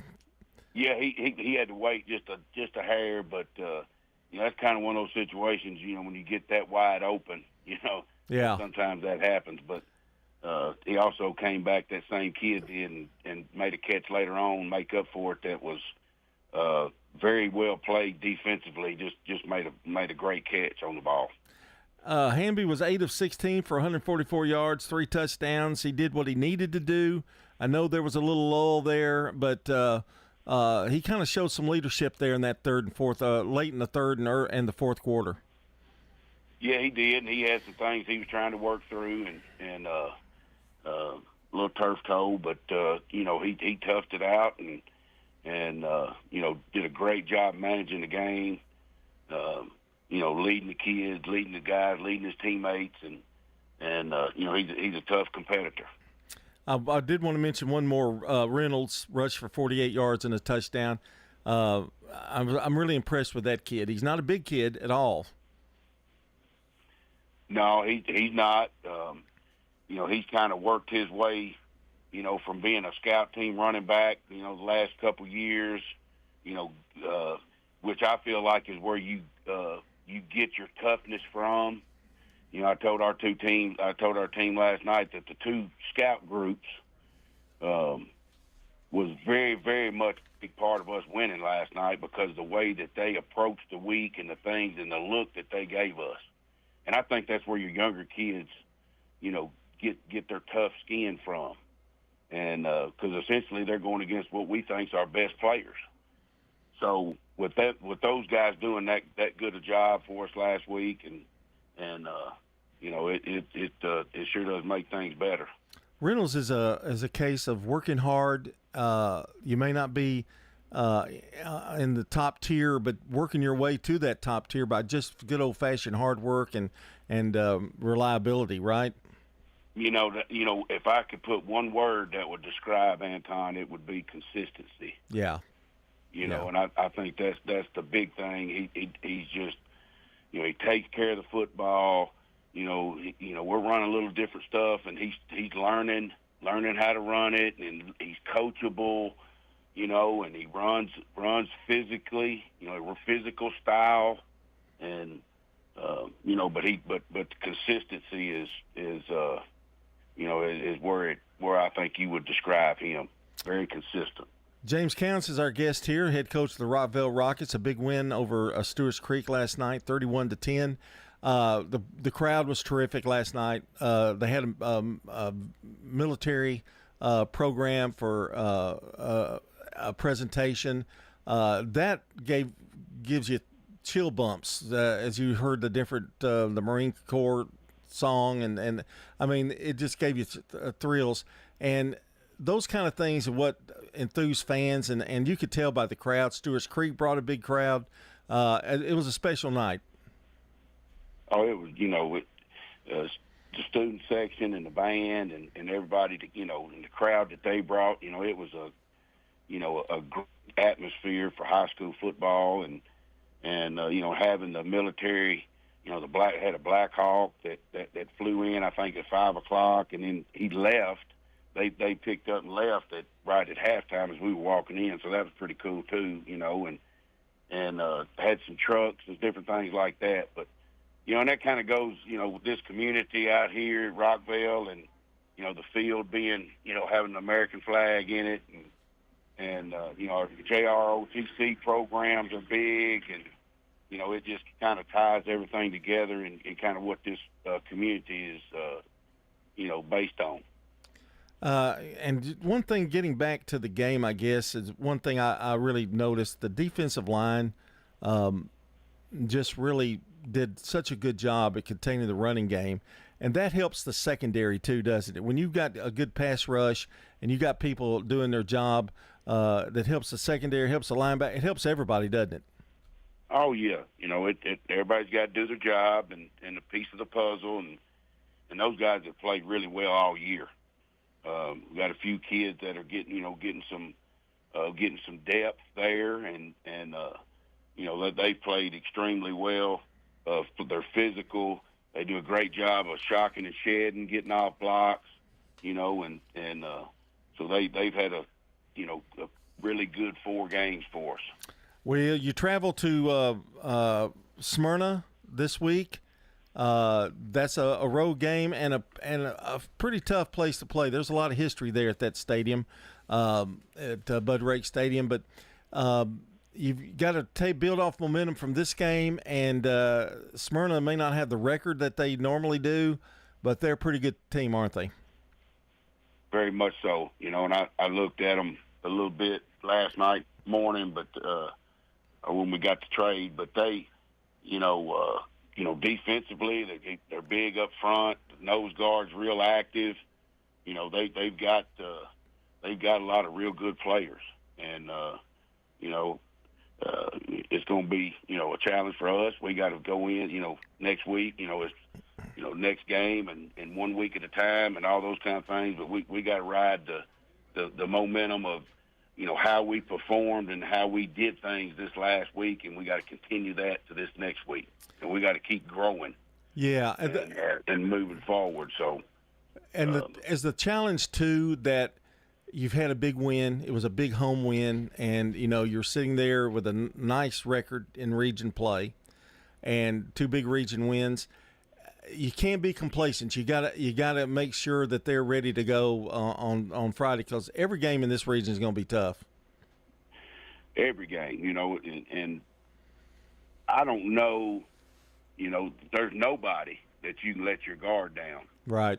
And I think our kids understand that, just coming from where we've come from, and I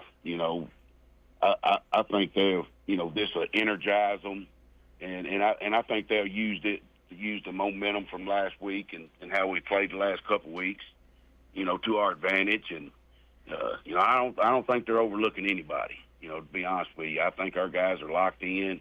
Like I said, I think they're starting to, believe that I know a little bit about what I'm talking about, and so they're trying to do what I ask them.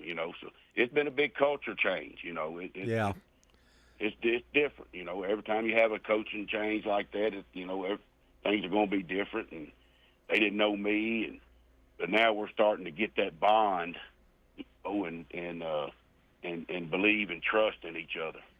Well, you're off to a great start, and Coach, good luck against Smyrna next week, and I appreciate you taking time out to give us the talk. Yes, sir. Thank you, guys. All right, that's James Counts, the head coach of the Rockville Rockets. We continue with more of the Prentice Allsup Heating and Air Coaches Corner. Coming up next, it's going to be Siegel, Adam Renshaw. But this portion has been brought to you by First National Bank of Middle Tennessee. If you're looking for a hometown feel with your bank, turn to the First National Bank of Middle Tennessee, offering full-service banking and mortgage services. We'll be right back.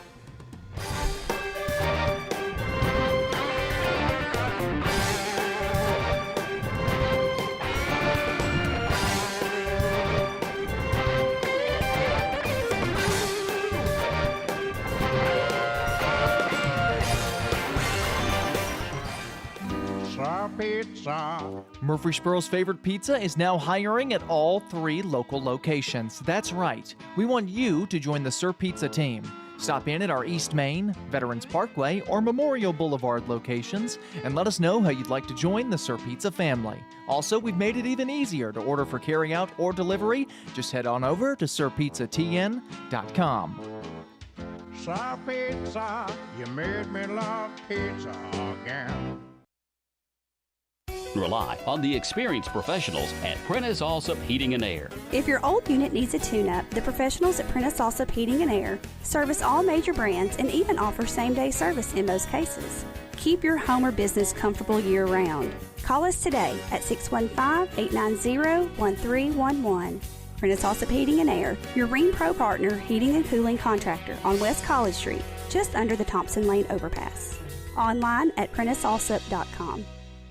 Craig's Tax Service. We perform tax preparation, individual tax returns, corporations, partnerships, and all your payroll bookkeeping needs. Brett Craig with Craig's Tax Service. Craig's Tax Service is located just off Memorial on Heritage Park Drive. You can contact us at 890-2233. It makes sense to get help with your taxes. Call 890-2233 for an appointment. We are proud to support all Rutherford County student athletes. Craig's Tax Service, 890-2233. Need blueprints fast? Franklin's Printworks delivers high-quality prints with a speedy turnaround. It is the quick turnaround, and it's the fact that we can provide them locally. There are places you can get them on the internet, and then they would have to be shipped to you, and you got to pay shipping and wait it several days. With us, you can have them in your hands the same day that you order them. Jeff Carlton at Franklin's Printworks. They require somebody that knows what they're doing and has the capabilities to produce them. Speed and reliability in every print. That's Franklin's Printworks.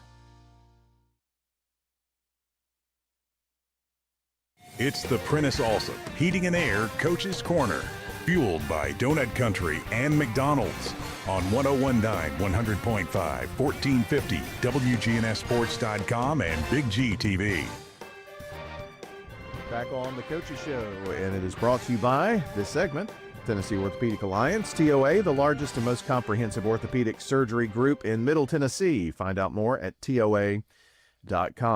Time to talk some Seagull football this morning, and the Stars victorious last night in a region tilt, homecoming, all of that going together. Coach Adam Renshaw made for a long week, I'm sure. Yeah, and we had a short week last week. You know, we got done on Saturday about 2:30. So, yeah, we've it's been a wild week. It's been a wild week, but a fun week. It was our student body and faculty and everything, man. A tremendous show of support this week, and homecoming was just really fun. Just to kind of take a peek back at the previous week, I mean, last night was beautiful. The week before was just, it was not very good. But, you know, to come back, that had to be weird to come back and just play, 9 minutes plus. Oh, yeah. And, you know, we I believe Stewart's Creek scored on the first play from scrimmage that next day, you know, and man, our kids had to grind it out there at the end, and it was a big win for us, that's for sure. What a game-winning field goal, I guess, right? Yeah, 100%. Special teams, again, looms large in all of our games. So it was exciting win, and then but we didn't have long to celebrate it. We had to get back to work. Yeah. You kind of like that special team stuff, don't you? You know. Well, I mean, when you got Coach Mallory coaching them, yeah, I love him. Yeah, he's doing a great job, and our special teams have been outstanding in our 3 wins, and you know, I can't say enough about the coaching they're getting and the buy-in. We got a group called the Dirty 30 that work on special teams every day, and man, those kids, I mean, it's turned into a thing. You know, I enjoy watching those kids, and they're fighting, trying to find a way to get on the field, and doing an outstanding job. You know, you talk about a quick turnaround. You know, Friday into Saturday, there's less time to recoup from, you know, a football game, especially when you play the next day. And I'm sure whatever soreness and tightness comes from a Friday night, you have to turn around and play Saturday. Oh yeah. Had a little sickness going through our football team also this week. And so there were just a number of things. Of course, you know, typical high school football, you know, you're dealing with kids and community. And when you got 80-something kids on your team, there's every now and then you're going to have a bug run through it. So there's all those things you got to deal with. Before I forget, I want to make sure that I mention this. I saw you in a suit this week in photos on X. So, but Hall of Fame week, and you know, that's something that you all have started several years ago, but try to make very special. And so you had some Hall of Fame inductions this week, which was neat. Oh yeah, 100%. You know, 2 football players and a huge football contributor all went in their Hall of Fame this week, and just tremendous people who made significant contributions to athletics, but more importantly, the people at Siegel High School. And yeah, that was fun. Greg White, our AD, does a tremendous job with our Hall of Fame ceremony, and it was just a lot of fun. Yeah. And that was held at the school? Yes, sir. Yes, sir. Every year during homecoming week. And I told them I got to be part of that thing. This is the 5th one. I didn't get to do that first year because we had COVID, and I told them, I'm like, man, the first one I went to, I thought, I hope I get to be around here long enough to induct somebody. Oh, that's wild. For some reason, I don't know. I forget the fact that was your first year. Was that year? Man, what a wild start. Yeah, anyway. No kidding. And a lot of people don't know that the first game I coached in was against Page, and it was kind of the same scenario. We Lightning stopped that game. We had the lead, and we had to come back the next day. We actually played it on Blackman's Field on a Saturday and finished that game. Really? Yeah, and so a little bit of deja vu there this past Saturday. Of course, the ramification, I'm like, we ain't going to let that happen again, boys, kind of deal. Well, nice win there. And, of course, last night you take on the Smyrna Bulldogs, come out with the 13-10 victory. You scored early, and then it was a defensive battle, wasn't it? Oh, yeah. I'll tell you what now. And, of course, Coach Williams and those guys, they're doing a great job. And, I thought they'd made some great changes and some adjustments and moved a different kid to quarterback. It gave us some problems, especially early on. And, I'm still not sure how we got out of that game with a win. But man, our kids are gritty. They fight hard, and we found a way. That seems to be, and this has not always been the case, but I mean, your kids seem to want to bring their lunch pail to work, and they're going to get in the trenches, and there's a work ethic that has been instilled in these guys since you've been there. I think it says something about the kids too, but the coaching staff you've got together. Well, let me tell you, we've got safety, Nathaniel Hand, little guy. I mean, 17, tackles and assists all together last night, and interception. And I mean, he's just. I can remember we had Quentin Groves, kind of an all-state safety a few years ago, and he brought this little kid to me. He said, "Coach, man, he can play," and he wasn't lying. And he don't look like Quentin Groves. Quentin Groves, long, athletic safety, but man, this Nate, he's good player and an awesome kid, and has worked so hard, and it's really cool to see all that work paying off for him. And that's something that you now have gotten to see are some of these kids that were freshmen, 8th graders, whatnot, and you look and say, maybe. Oh yeah. Well, I mean, last night, and he don't show up in the stat column, but William Santel, of course, that Santel name is kind of a legacy name in our program. Sure is. And man, he goes in the first touchdown we have. I mean, he has a crushing block on a screen, and then he's our nickel on a defensive package, and he makes 3 huge hits on defense last night. And of course, he don't normally he hadn't been on the starting defense, but makes 3 huge defensive plays last night. And just, he don't show up in the stat column, but he's, again, one of those kids that's just working his tail off and making our program better. That's awesome. We're talking with Adam Renshaw this morning, the head coach at Siegel. I mentioned just a second ago you scored early, and then there was a huge defensive battle going on, but special teams came up big for you last night as well, and kind of talk about that side of the football. Oh, yeah, no doubt. Number one, I kind of thought, we had a great game plan in our kicking game this week, and Coach Mallory worked really hard on that all week. And we kind of had, we had a good kickoff plan, and then last night we kicked one in the end zone, and so that was huge. Again, just punting the football. One thing that we figured out with this football team is it's okay to punt and play defense, put our defense on the field, and make offenses do the hard things to beat us. And man, those two things working together are huge for us, I guess, in all 3 wins we have. I've seen so much football. If you don't have that, and you give the opponent the ball at the 35, the 45, it's a whole lot better when they have to start, to 15 or 20 sometimes. Even. Oh, yeah, yeah. And, we made, early on, if you would have told me this game would have been 13-10 at the end of the first quarter, I mean, like, both offenses were really clicking. Yeah. And, both staffs did a great job adjusting and settling in on defense. And so, it was, in West Tennessee terms, it was a Donnybrook there for a while, There was such offense. I kind of thought, as we were getting the score updates, this could be a high scoring affair. And then all of a sudden, they just kept getting the same score and then kept looking has anybody scored, and so.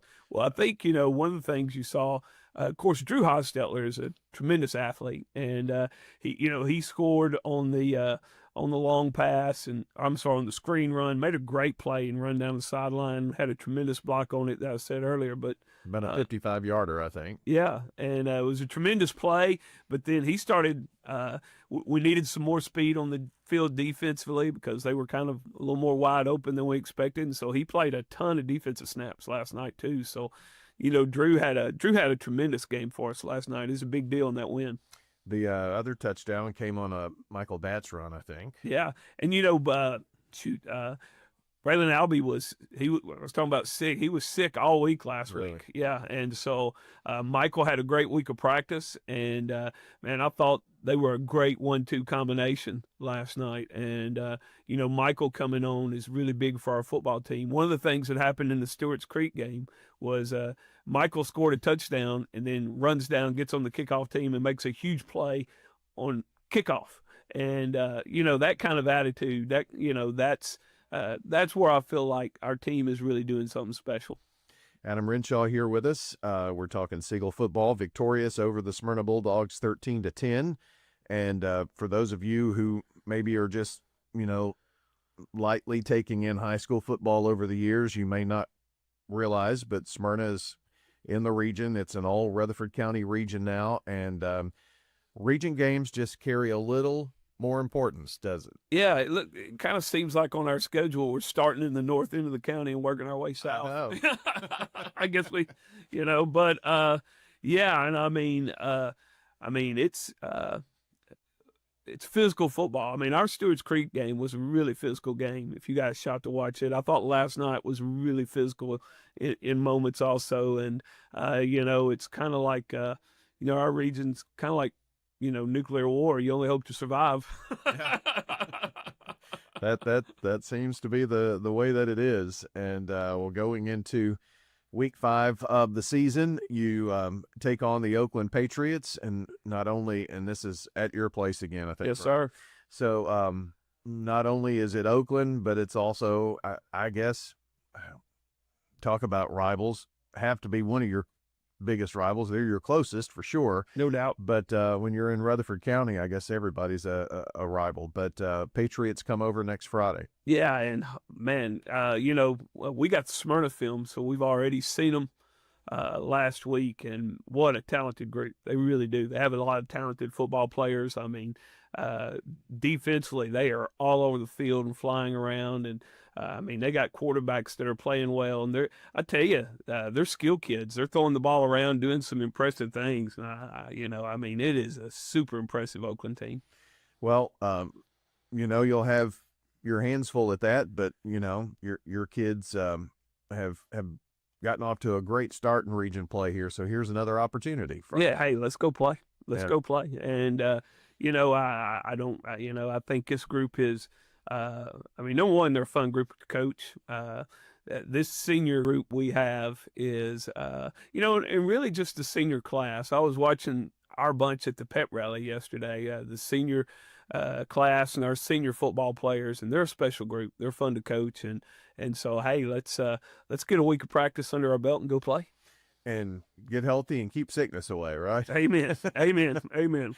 Coach, appreciate you coming in. Congrats on the win. I mean, your the point spread in your games is razor thin, but hey, a win's a win's a win. 3 wins by a total of 9 points. So, as long as it's 1 point more than the opponent, right? Amen. Yes, sir. Adam Renshaw with us this morning on the Coaches Show, brought to you by Parks Auction Company. Let their team of experienced and professionally trained staff utilize the auction process to sell your property. Find out more at parksauction.com.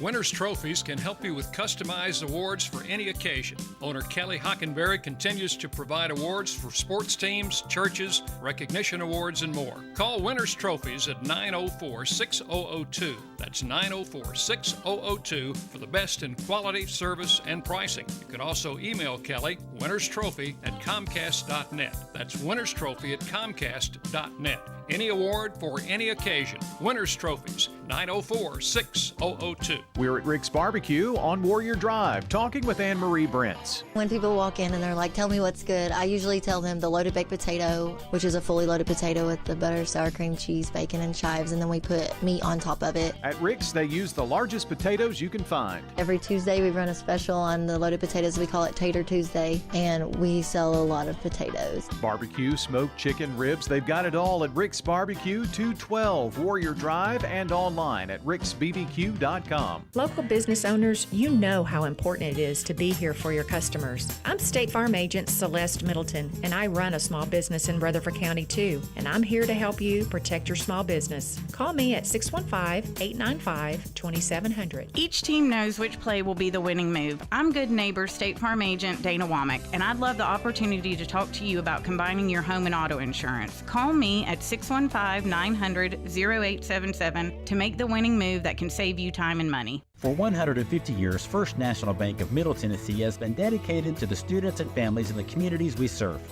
Hi, I'm Ryan Savage, Assistant Vice President. We understand the challenges of managing your family's finances. At First National Bank, your family is our family. Visit us at our Gateway or Memorial Boulevard offices here in Murfreesboro and always online at fnbmt.com. First National Bank of Middle Tennessee. We show up for you. Member FDIC, Equal Housing Lender, NMLS 401715. Dr. Russell McKissick of Tennessee Orthopedic Alliance talks about the grassroots effort in our local schools to ensure proper care for players. To make sure our teams are covered here locally, be there for our trainers. Yeah, it's a passion that we have to try to take care of our athletes here in town and be there just to keep everybody playing as healthy and as best they can. From a community standpoint, one of the most important things you do at TOA, I'd guess. I think it's definitely a way to pay back to our community, just to be there for them and watch some great sports too. Tennessee Orthopedic Alliance, TOA, live your best life. It's the Prentice Allsup Heating and Air Coach's Corner, fueled by Donut Country and McDonald's on 101.9, 100.5, 1450, wgnssports.com, and Big G TV. Back on the Coaches Show this morning, and our conversation with Eagleville brought to you by Dr. Automotive, the cure for your car, professional auto repair and maintenance from ASE certified mechanics and master mechanics. Check them out at autorepairsmyrna.com. Floyd Walker is here this morning. Had a rare Friday night. What did you do on a Friday night? I went to sleep. Football season. Yeah, I went to sleep. It was a long day Thursday and Thursday night, well into Friday morning, and so when school was over with, I went home, had dinner, and and laid it down. That was my Friday night. You look a little more refreshed than everyone else this morning. I feel a little bit more refreshed today. I appreciate it. I had to go to Cascade and take on the champions, and it's always a very interesting place. I'll never forget. I'll have to tell this story here in a second, but we did a game at Cascade with Eagleville. Oh, really? Years ago.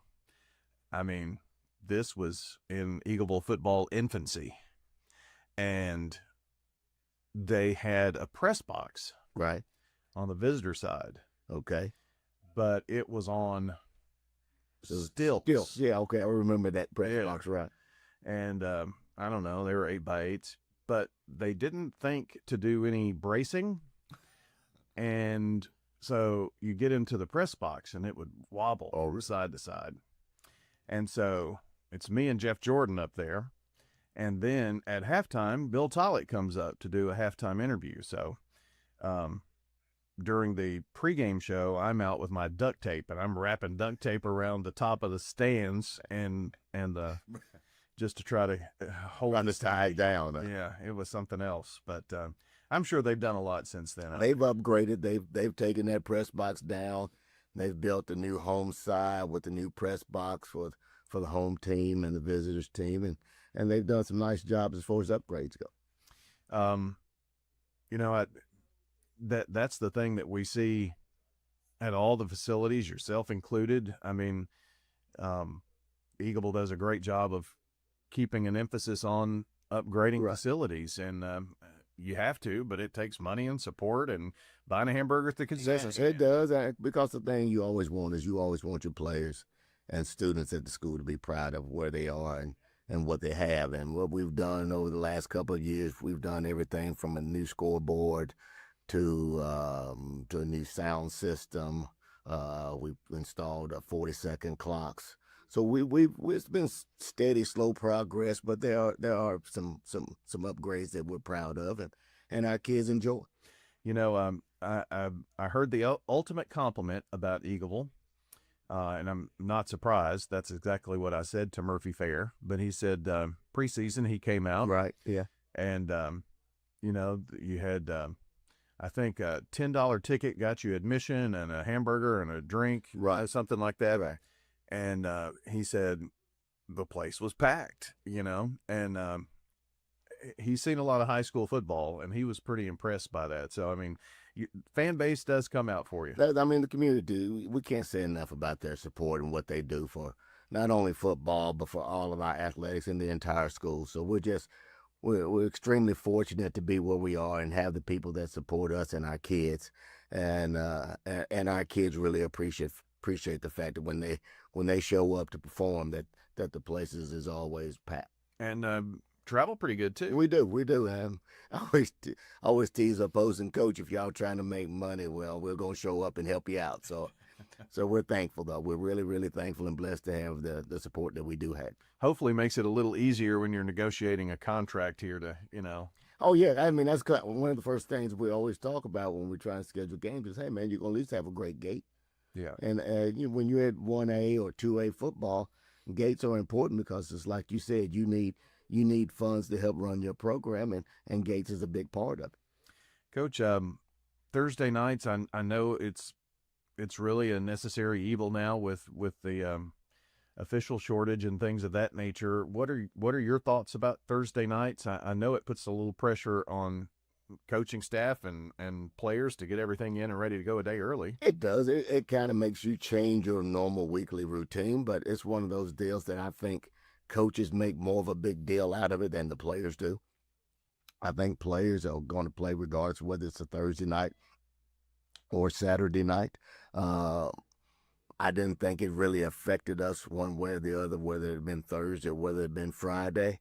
But I mean, it's just a schedule change, and like I said, I think coaches make more out of it than the kids. Yeah. Than the kids are concerned about. I think there's a little confusion on how it even works because, I mean, your schedule is, whether it's Thursday or Friday, I think that's determined, or can you make a decision? Normally what everybody does, you go out, when you redo the schedules, TSSAA sets all region schedules. And the way they're doing it right now is, on 1 year, it will be classes 2, 4, 6. That's the way it is this year. You'll play your last region game on Thursday night. Next year, it'll flip. It'll be 1, 3, and 5. Okay. So they're doing that. Now, what they'll also do is, if they feel like they're going to have a shortage of officials for a particular non-region game, they'll send something to both schools, and they'll say, hey, due to shortage of officials, you guys will have to play on Thursday night. We had that situation with community, and what we always try to do is, if there's an association that's got some officials that are available, we will request from TSSAA that we'll bring those officials in. We may have to pay them mileage and get it played on Friday night, but normally TSSAA does set those Thursday night games. Okay. I knew that it was 2, 4, and 6, but I thought it was flip-flopped, even year, it's even regions and odd, but it's opposite of that apparently. Right. Yeah, and I think there are a lot of teams that have decided to play on a Thursday, say Halloween being on a Friday night. Well, it's possible. It's possible. Except you all. I think you all are playing. Right now, we're scheduled to play on Friday night, and that game is, several weeks down the road, so I really hadn't even thought about that. But it'll be Fayetteville City's home game, and it'll be one of those deals that if they decide to do that, they'll have to discuss it, and we'll have to agree to it, and just something that I won't worry about today. I'll worry about that when the time comes. Understand. Well, I think people are still coming out and going on Thursdays, and in fact, it gives us an opportunity to maybe pick up, extra games. We're doing 13 broadcasts in 10 weeks. So those Thursdays do help with that. Well, you had to go to Cascade, and Coach, your lovely wife always keeps me updated. She sent me a text and said, "Oh, I forgot it's Thursday night." I said, "No, I want to know how things are going." Got down early, and boy, made a valiant comeback effort in the second. We did. We dug ourselves a hole early. We got down 14-0. We went into halftime, and it wasn't a deal to where it was anything that they were doing to us as much as it was what we were doing to ourselves, and we just had to clean it up. I mean, we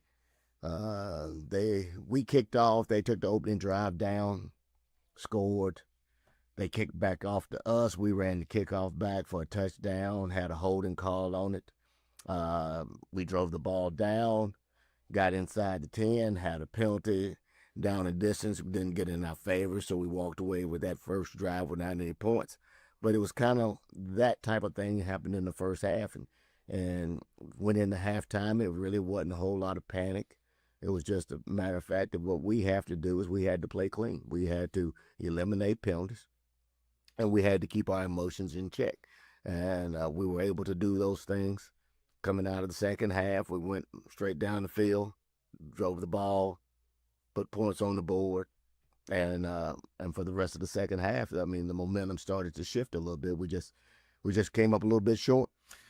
It's sometimes you don't know if it's, when you get behind like that, what's going to happen in the second half. But you felt pretty confident that your guys were going to bow up and give a good effort there. Well, I knew our guys were going to give effort. That's one thing I love about this group of kids.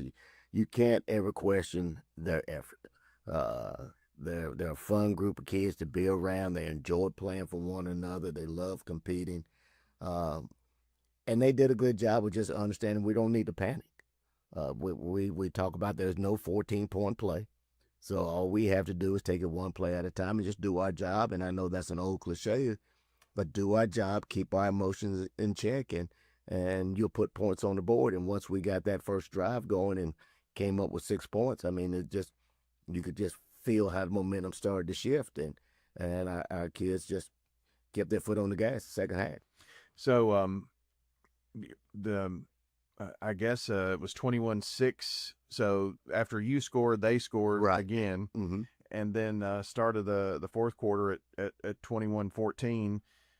Then they scored their last points, a field goal there, and to kind of walk us through what happened in your series after that. Well, we ended up going back down, and we having the ball, we're driving, going in to take the lead, because when it was 21-24, we got the ball. I think we got the ball somewhere in the neighborhood of maybe 2.5, 3 minutes to go on the clock, and we're taking it down. We're moving the ball. We're getting first down. We still got timeouts in our pocket. We got time on our side. It gets to a point we throw a pass. We complete a pass, and their self-inflicted wound showed up. We get a penalty for a block in the back after a pass has been completed. Backs us up. We get against the change, and now it goes from 1st and 10 somewhere on their 20 going in to now it's 1st and 20 or 2nd 20. I don't remember what it was. Backed up at the 40. So now you got the clock running. You got one timeout, and it's just one of those situations to where you dug yourself a hole, and we just couldn't overcome it.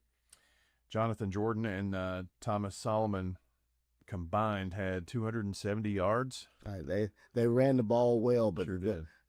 they'll get all the stat credit and all those things. But those five linemen and the 2 tight ends that we ended up going with, I mean, if you watch that film, they dominated the line of scrimmage, and I was so thankful that people like Mason Sear and Crimson Armstrong and Dylan Harrington and Aaron Ferns and Barrett Hudson, who's a true freshman for us, and David Harrison and left Ben Bart, who was a tight end. Those guys really, really had a big, huge smile on their face and just enjoyed running the football, because the second half we didn't throw the football until late in the third quarter. And there was no need to, because we were getting, somewhere in the neighborhood of, 6 to 10 or more yards per carry. So we just rode on those offensive linemen and tight ends all night, and we almost pulled it out. That's why you see NFL quarterbacks buying steak dinners. Oh, no doubt about it, man. No doubt about it. When linemen are like, hey, coach, keep it going, and they're having that much fun, why change? So, and it's fun to watch old linemen feel that way about themselves and the way that they're playing. Sure, absolutely. Well, I know you came up on the short end in that one, but I know you walk away with some things to work on. But I mean, the real schedule, I guess, is ahead, because we're going to stay in the region here for a bit. We start region play next Friday against Cornersville, and it'll be homecoming for us. But again, I think our kids will rise to the challenge. I've never walked into a ball game this year thinking that we wouldn't compete. We just know that we have to go clean up some things and have to quit shooting ourselves in the foot and getting behind the chains offensively. I thought defensively we've done what we needed to do as far as stopping the run, not giving up big plays, and making people drive the football on us, and we'll continue to keep trying to do those things.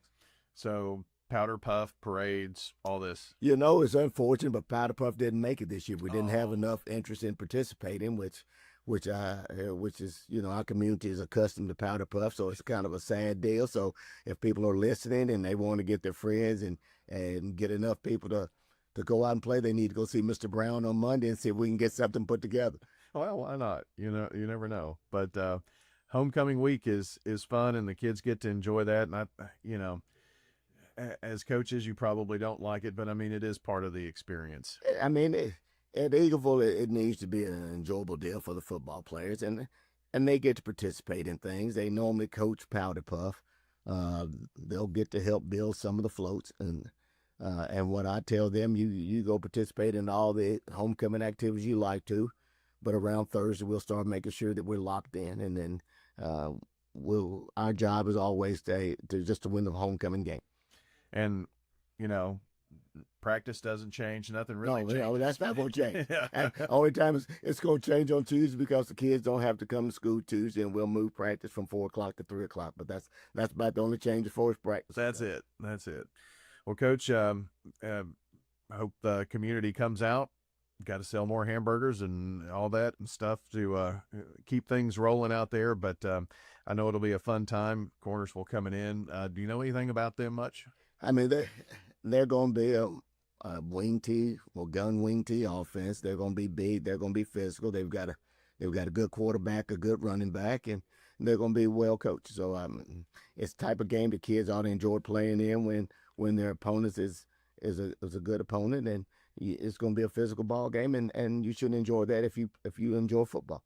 Well, I hope folks will get out. That's next Friday night. Coach, we'll talk to you on Saturday about it. I appreciate that, brother. Thank you, man. Thank you. That is Coach Floyd Walker here on the Coach's Show, brought to you by Middle Tennessee Electric, serving our community by providing affordable, reliable, and safe electricity online at mte.com.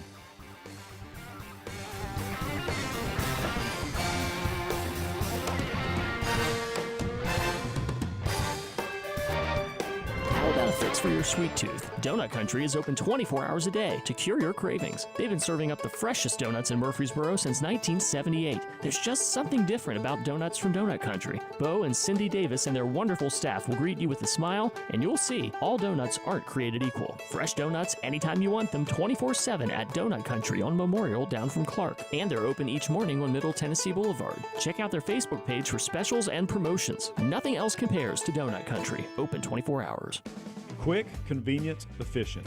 3 words that we all hope to experience when we do business. Our goal at JHA Company is to bring just that to an industry that's traditionally dictated to the customer when it's time to do business. Whether you're purchasing class pictures in a yearbook, class jewelry, a letter jacket, school spirit wear, or senior graduation products, we strive to make the experience quick, convenient, and efficient. Find out more at jhacompany.com.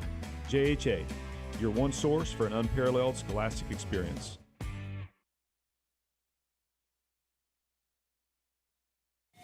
It's time to talk about Middle Tennessee Christian School sports.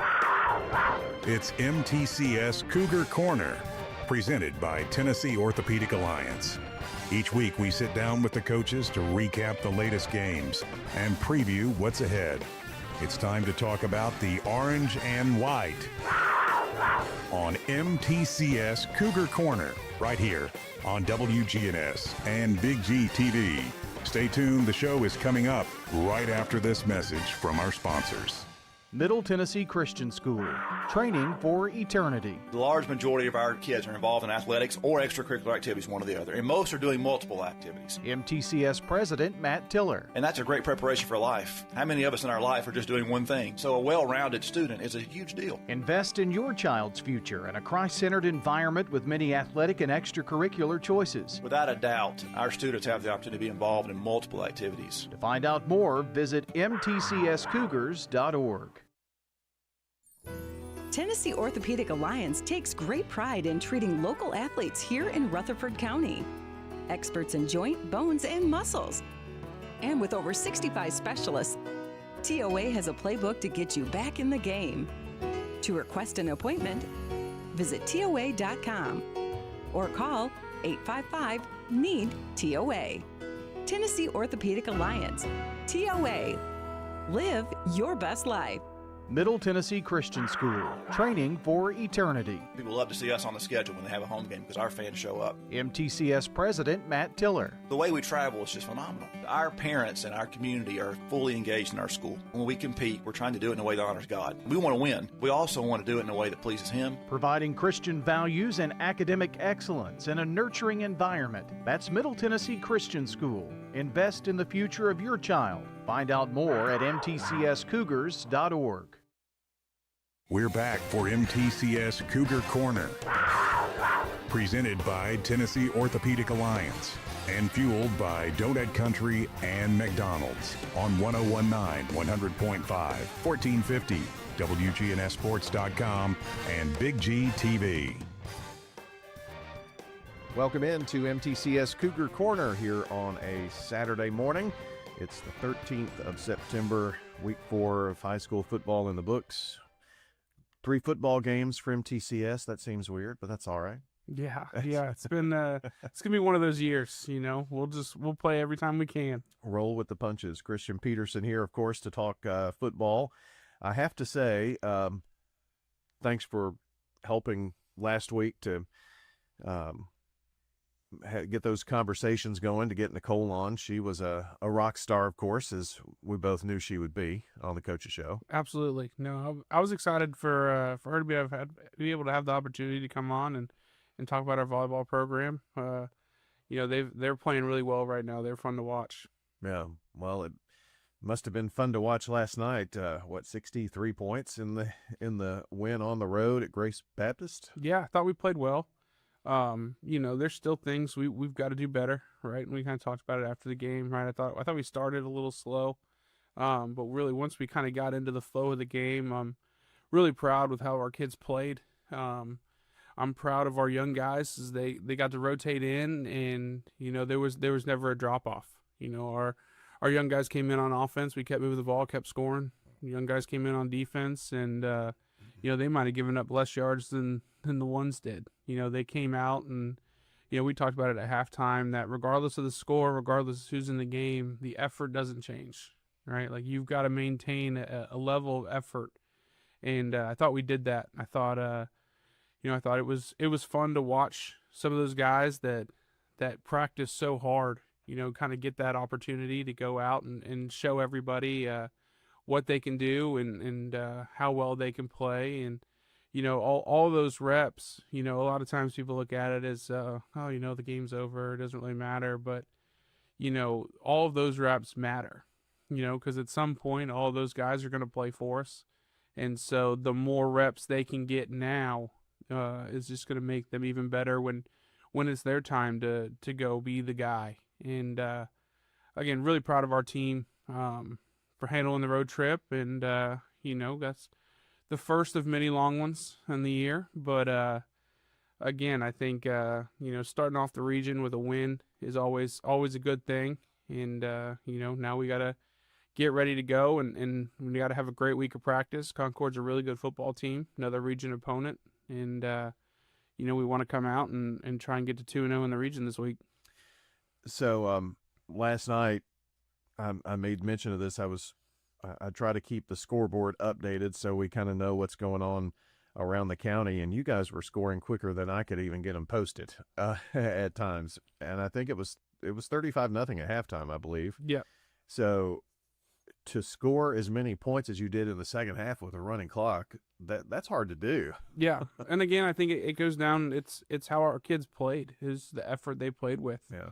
The only reason that happens is we forced 2 turnovers. Riley Brown makes a heck of a play, gets up, picks it off, breaks 2 tackles and runs it back for a touchdown. We follow that up. Trip Houston forces a fumble. So we end up starting on a short field.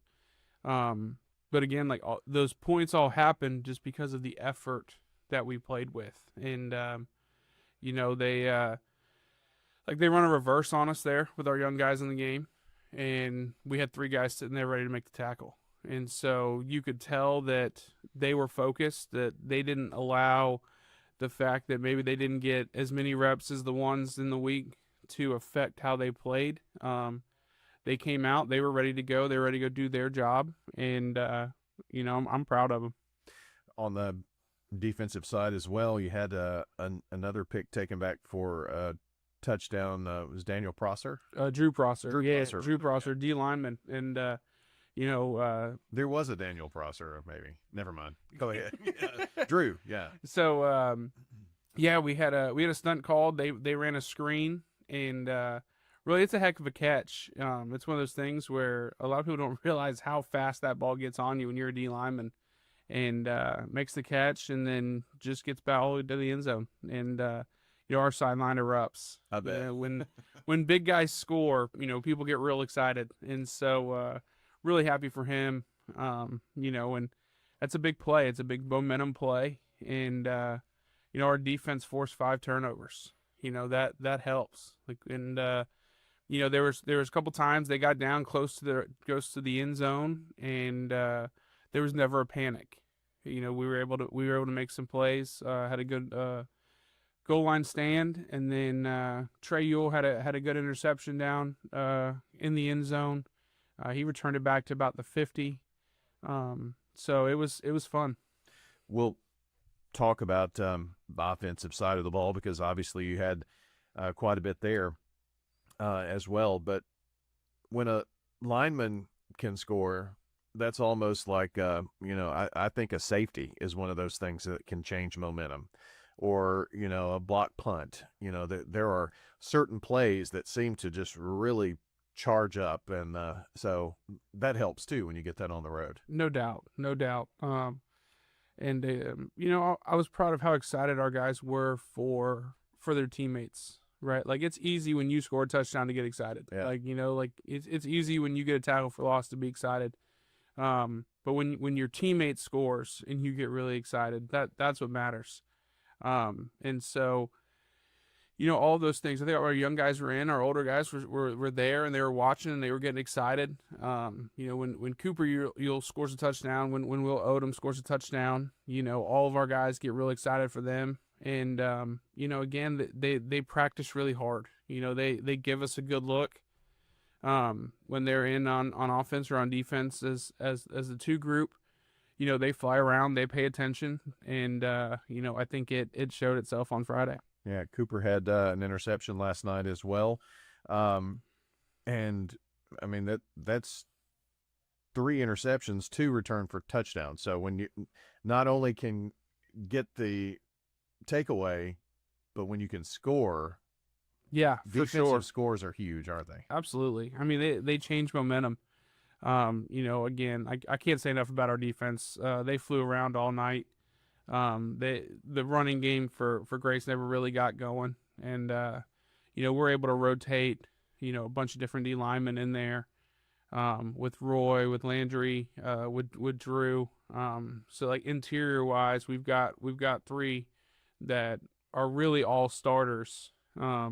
And so we're able to just keep them fresh and make sure that we're able to keep rolling them. At D end, we've got multiple guys there that go in and play. Our linebacking group, we played a bunch of guys, and I thought they all executed well. I think they're all getting better. We look at it and go, our Mike, Eric Bowling, who's our guy at linebacker, it's really like his second year playing. We've got Cooper Jones, who's a sophomore. You've got Jackson Shoemaker, who it's his first year ever playing linebacker. Wow. Never played linebacker before. He's a senior, but he's just, he was a lineman. Mm-hmm. And, he fell in love with the weight room and, lost some weight and got to a point where he's like, well, you've got to move because you can't play on the line anymore. And he gets better every week, and then as the young guys rolled through, Will and Tripp and Riley and Kingston, as we just kept putting more and more guys out there, they just kept making plays, and it's exciting for the future. On the offensive side of the ball, I'm just going to do a little quick math here. That's why I pulled my phone out. So Shy Murphy, 6 carries, 151 yards, 2 touchdowns, both of 66 yards. That's an average of 25 yards per carry. Yeah, that helps. You take that. Yeah, that helps. Yeah, he had some big ones for sure. Credit the O-line. His second one, I don't know that anyone got within 3 yards of him on the entire play. He trusted it. He hit it vertical, and then, he lets his speed kind of do the rest. Shout out to Ali. I thought he came to the game ready to play. He kind of willed us there for the first drive. Really kind of got us into our flow offensively. And then, was glad to see him hit some big ones there and kind of get rewarded for kind of how he got everybody going offensively. I thought, offensive line-wise, I thought we were really physical. We're starting 2 freshmen up front right now, and they are doing a really good job for us. They're going to be really good players. Knox Appleton and Owen Lampett. Have to watch myself and not call him Jeremiah. But both of them, they just keep getting better. Jacob Cruz, Drew Prosser, Eli Priestley, up front, I thought they all played well. Jackson Piercy at our tight end spot just keeps getting better. I thought he's one that, like, as the game got on, he kept playing better and better. And, I think you got Golden at B-back, who is probably a little undersized, but you wouldn't know it. Like, he just goes out there and gives everything he's got on every play. Our receivers didn't get involved in the pass game as much last night, but I thought they did a good job blocking. We didn't have any procedural penalties on them. And those are things that it's hard sometimes when you're a receiver and you're not necessarily getting the ball. It's hard to stay locked in and stay focused. And, when you have a receiver come over and talking about how he got a pancake, like that's fun to see. Yeah. Because again, like, he knows that it matters. He knows it matters for the team as a whole. And it's like being that outfielder in baseball, Yeah. Yeah. It could get kind of boring out there in center field. For sure. Sometimes. For sure. And, it's one of those things where, they had 3 safeties. Like, they were not going to let us throw it over their heads. They were going to try and trigger down on the run. And so, kind of based on alignment, they wanted us to run the football, so we did. And again, testament to our kids. They played really hard, and I think it showed on the scoreboard. Ali, you mentioned he had 100 yards, so he on 8 carries, so that's 12, almost 13. So, Yeah. if you can have double-digit per carry stats right there, it's a pretty good deal. For sure. He had a long one that 60 plus. got called out of bounds. I don't know that he was out of bounds. I think he would have scored on. But again, he just trusted where the blocks were going to be. He pressed the hole. And that's always the big one, especially with young running backs is, sometimes they have that tendency of wanting to I just want to get outside and go.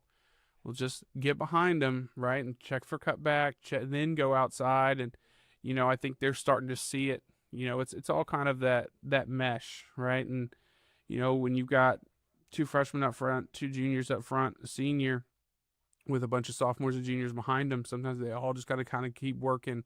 And what we do offensively is always going to be something that just gets better as the year goes on. It's like those old double wing, triple option teams that if you're going to play them, you want to get them week 1 or week 2 because they're just going to keep getting better. I think that's kind of similar to our offense, right? Like as they start to understand the guys in front of them and understand what they generally do, that starts to let them predict where the holes are going to be. And so it's kind of that light bulb moment, right? Absolutely. And when it clicks, it clicks. Absolutely. Again, just really excited for our guys. I thought it was, we had 2 really physical, really good weeks of practice. Kind of was able to get back to basics. We were bummed to not have a game week 3, but I think it came at a good time. It was a good reset moment. Get back to who we are, get back to what we do. I think it showed on Friday. It can give you the opportunity to heal up some dings and dents and things like that, I'm sure, too. But how did you handle the extra week? And because there's a happy medium in there somewhere, you don't want to do too much, get people hurt, but you also can't just take a full week off and not do anything, right? Right. Yeah. For us, it was we just need to play. Like we just, we have a lot of guys who have been in our program for a while and that have played a lot of football, but like we're still playing guys that haven't played a ton of snaps, right? And so for us, we had a lot more competition periods. We had a lot more live periods. Normally in season, we're not live a ton just because we don't have the numbers, right? Like we get a rolled ankle in practice, like it affects 2 or 3 positions. But last week we really just kind of had a lot more competition periods, a lot more, go to the ground. We're live, we're going. And, I thought that helped. We carried some of that over into last week.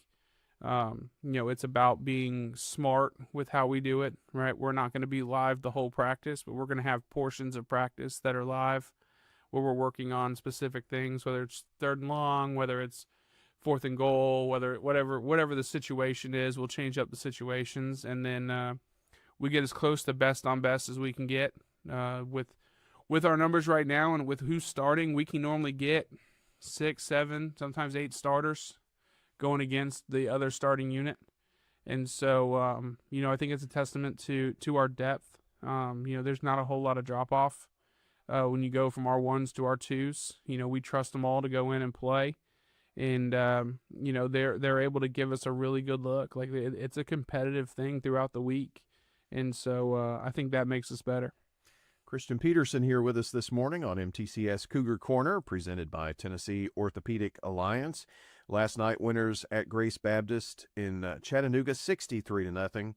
And it was a road trip, and that's a place I think everybody in the state playing football wants to get back to, right? Absolutely. So one more trip to Chattanooga at some point this season, right after Thanksgiving would be nice here. So that being a road trip, your shortest road trip, right? Or one of the shortest. Definitely one of them. Yeah, I'm not sure that one or Salina will be one of the shorter ones, but we still got Johnson City, we still got Memphis, so we still got some long ones coming up. but I think as long as we keep the process pretty similar, I think we're going to be okay. Thought our kids handled it pretty well. And the one thing about us is, like, we've always had at least one, right? We've always had at least one long one every year. So for the guys that have been in the program, like, yeah, we have more this year, but like they've done it before. And so at least it's not like we were only traveling 20, 30 minutes for every game. And now all of a sudden this year, now we've got all these multi-hour travel trips. They at least know, they get excited because we eat at Cracker Barrel before the game. And so we'll get on a charter bus and eat at Cracker Barrel, so they get pumped when it's far enough for that. They enjoy it, and they do a good job of understanding that they're business trips. We're going down there to try and win a football game, and they're also there. I think we've talked about it, but I think we're learning that Monday through Thursday is really where the game is won. Friday is just the reward of the punishment, right? Like, you're either going to get rewarded for a great week of practice, or you're going to get punished because you didn't have a very good week of practice. Yeah.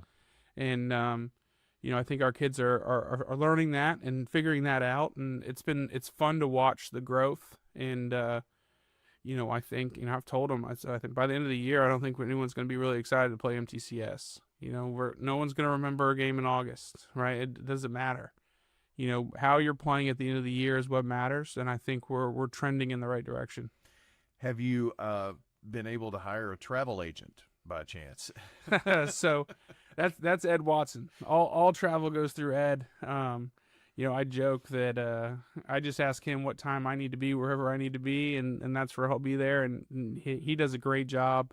That's an important job. I mean, with it is. The number of road trips that you've got, and putting all that together, and knowing, I mean, you've got to show up at the Cracker Barrel when you say you're going to be there and things like that, right? Absolutely. And he does a great job of that. He has all the communication. He has the buses set up. He has Cracker Barrel set up. When we get there, the kids' food's ready to go.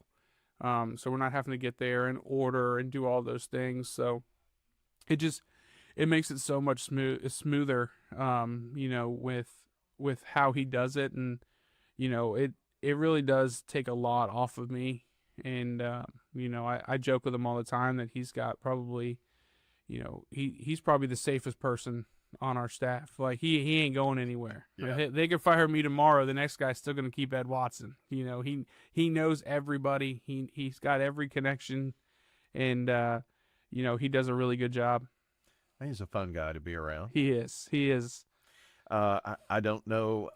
I bet if you pricked him, he would bleed orange. He does.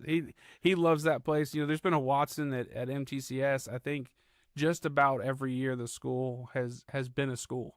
I think maybe the first 2 years there wasn't, but since then, there has been a Watson at MTCS. We got some little Watsons running around right now, all the way down to kindergarten.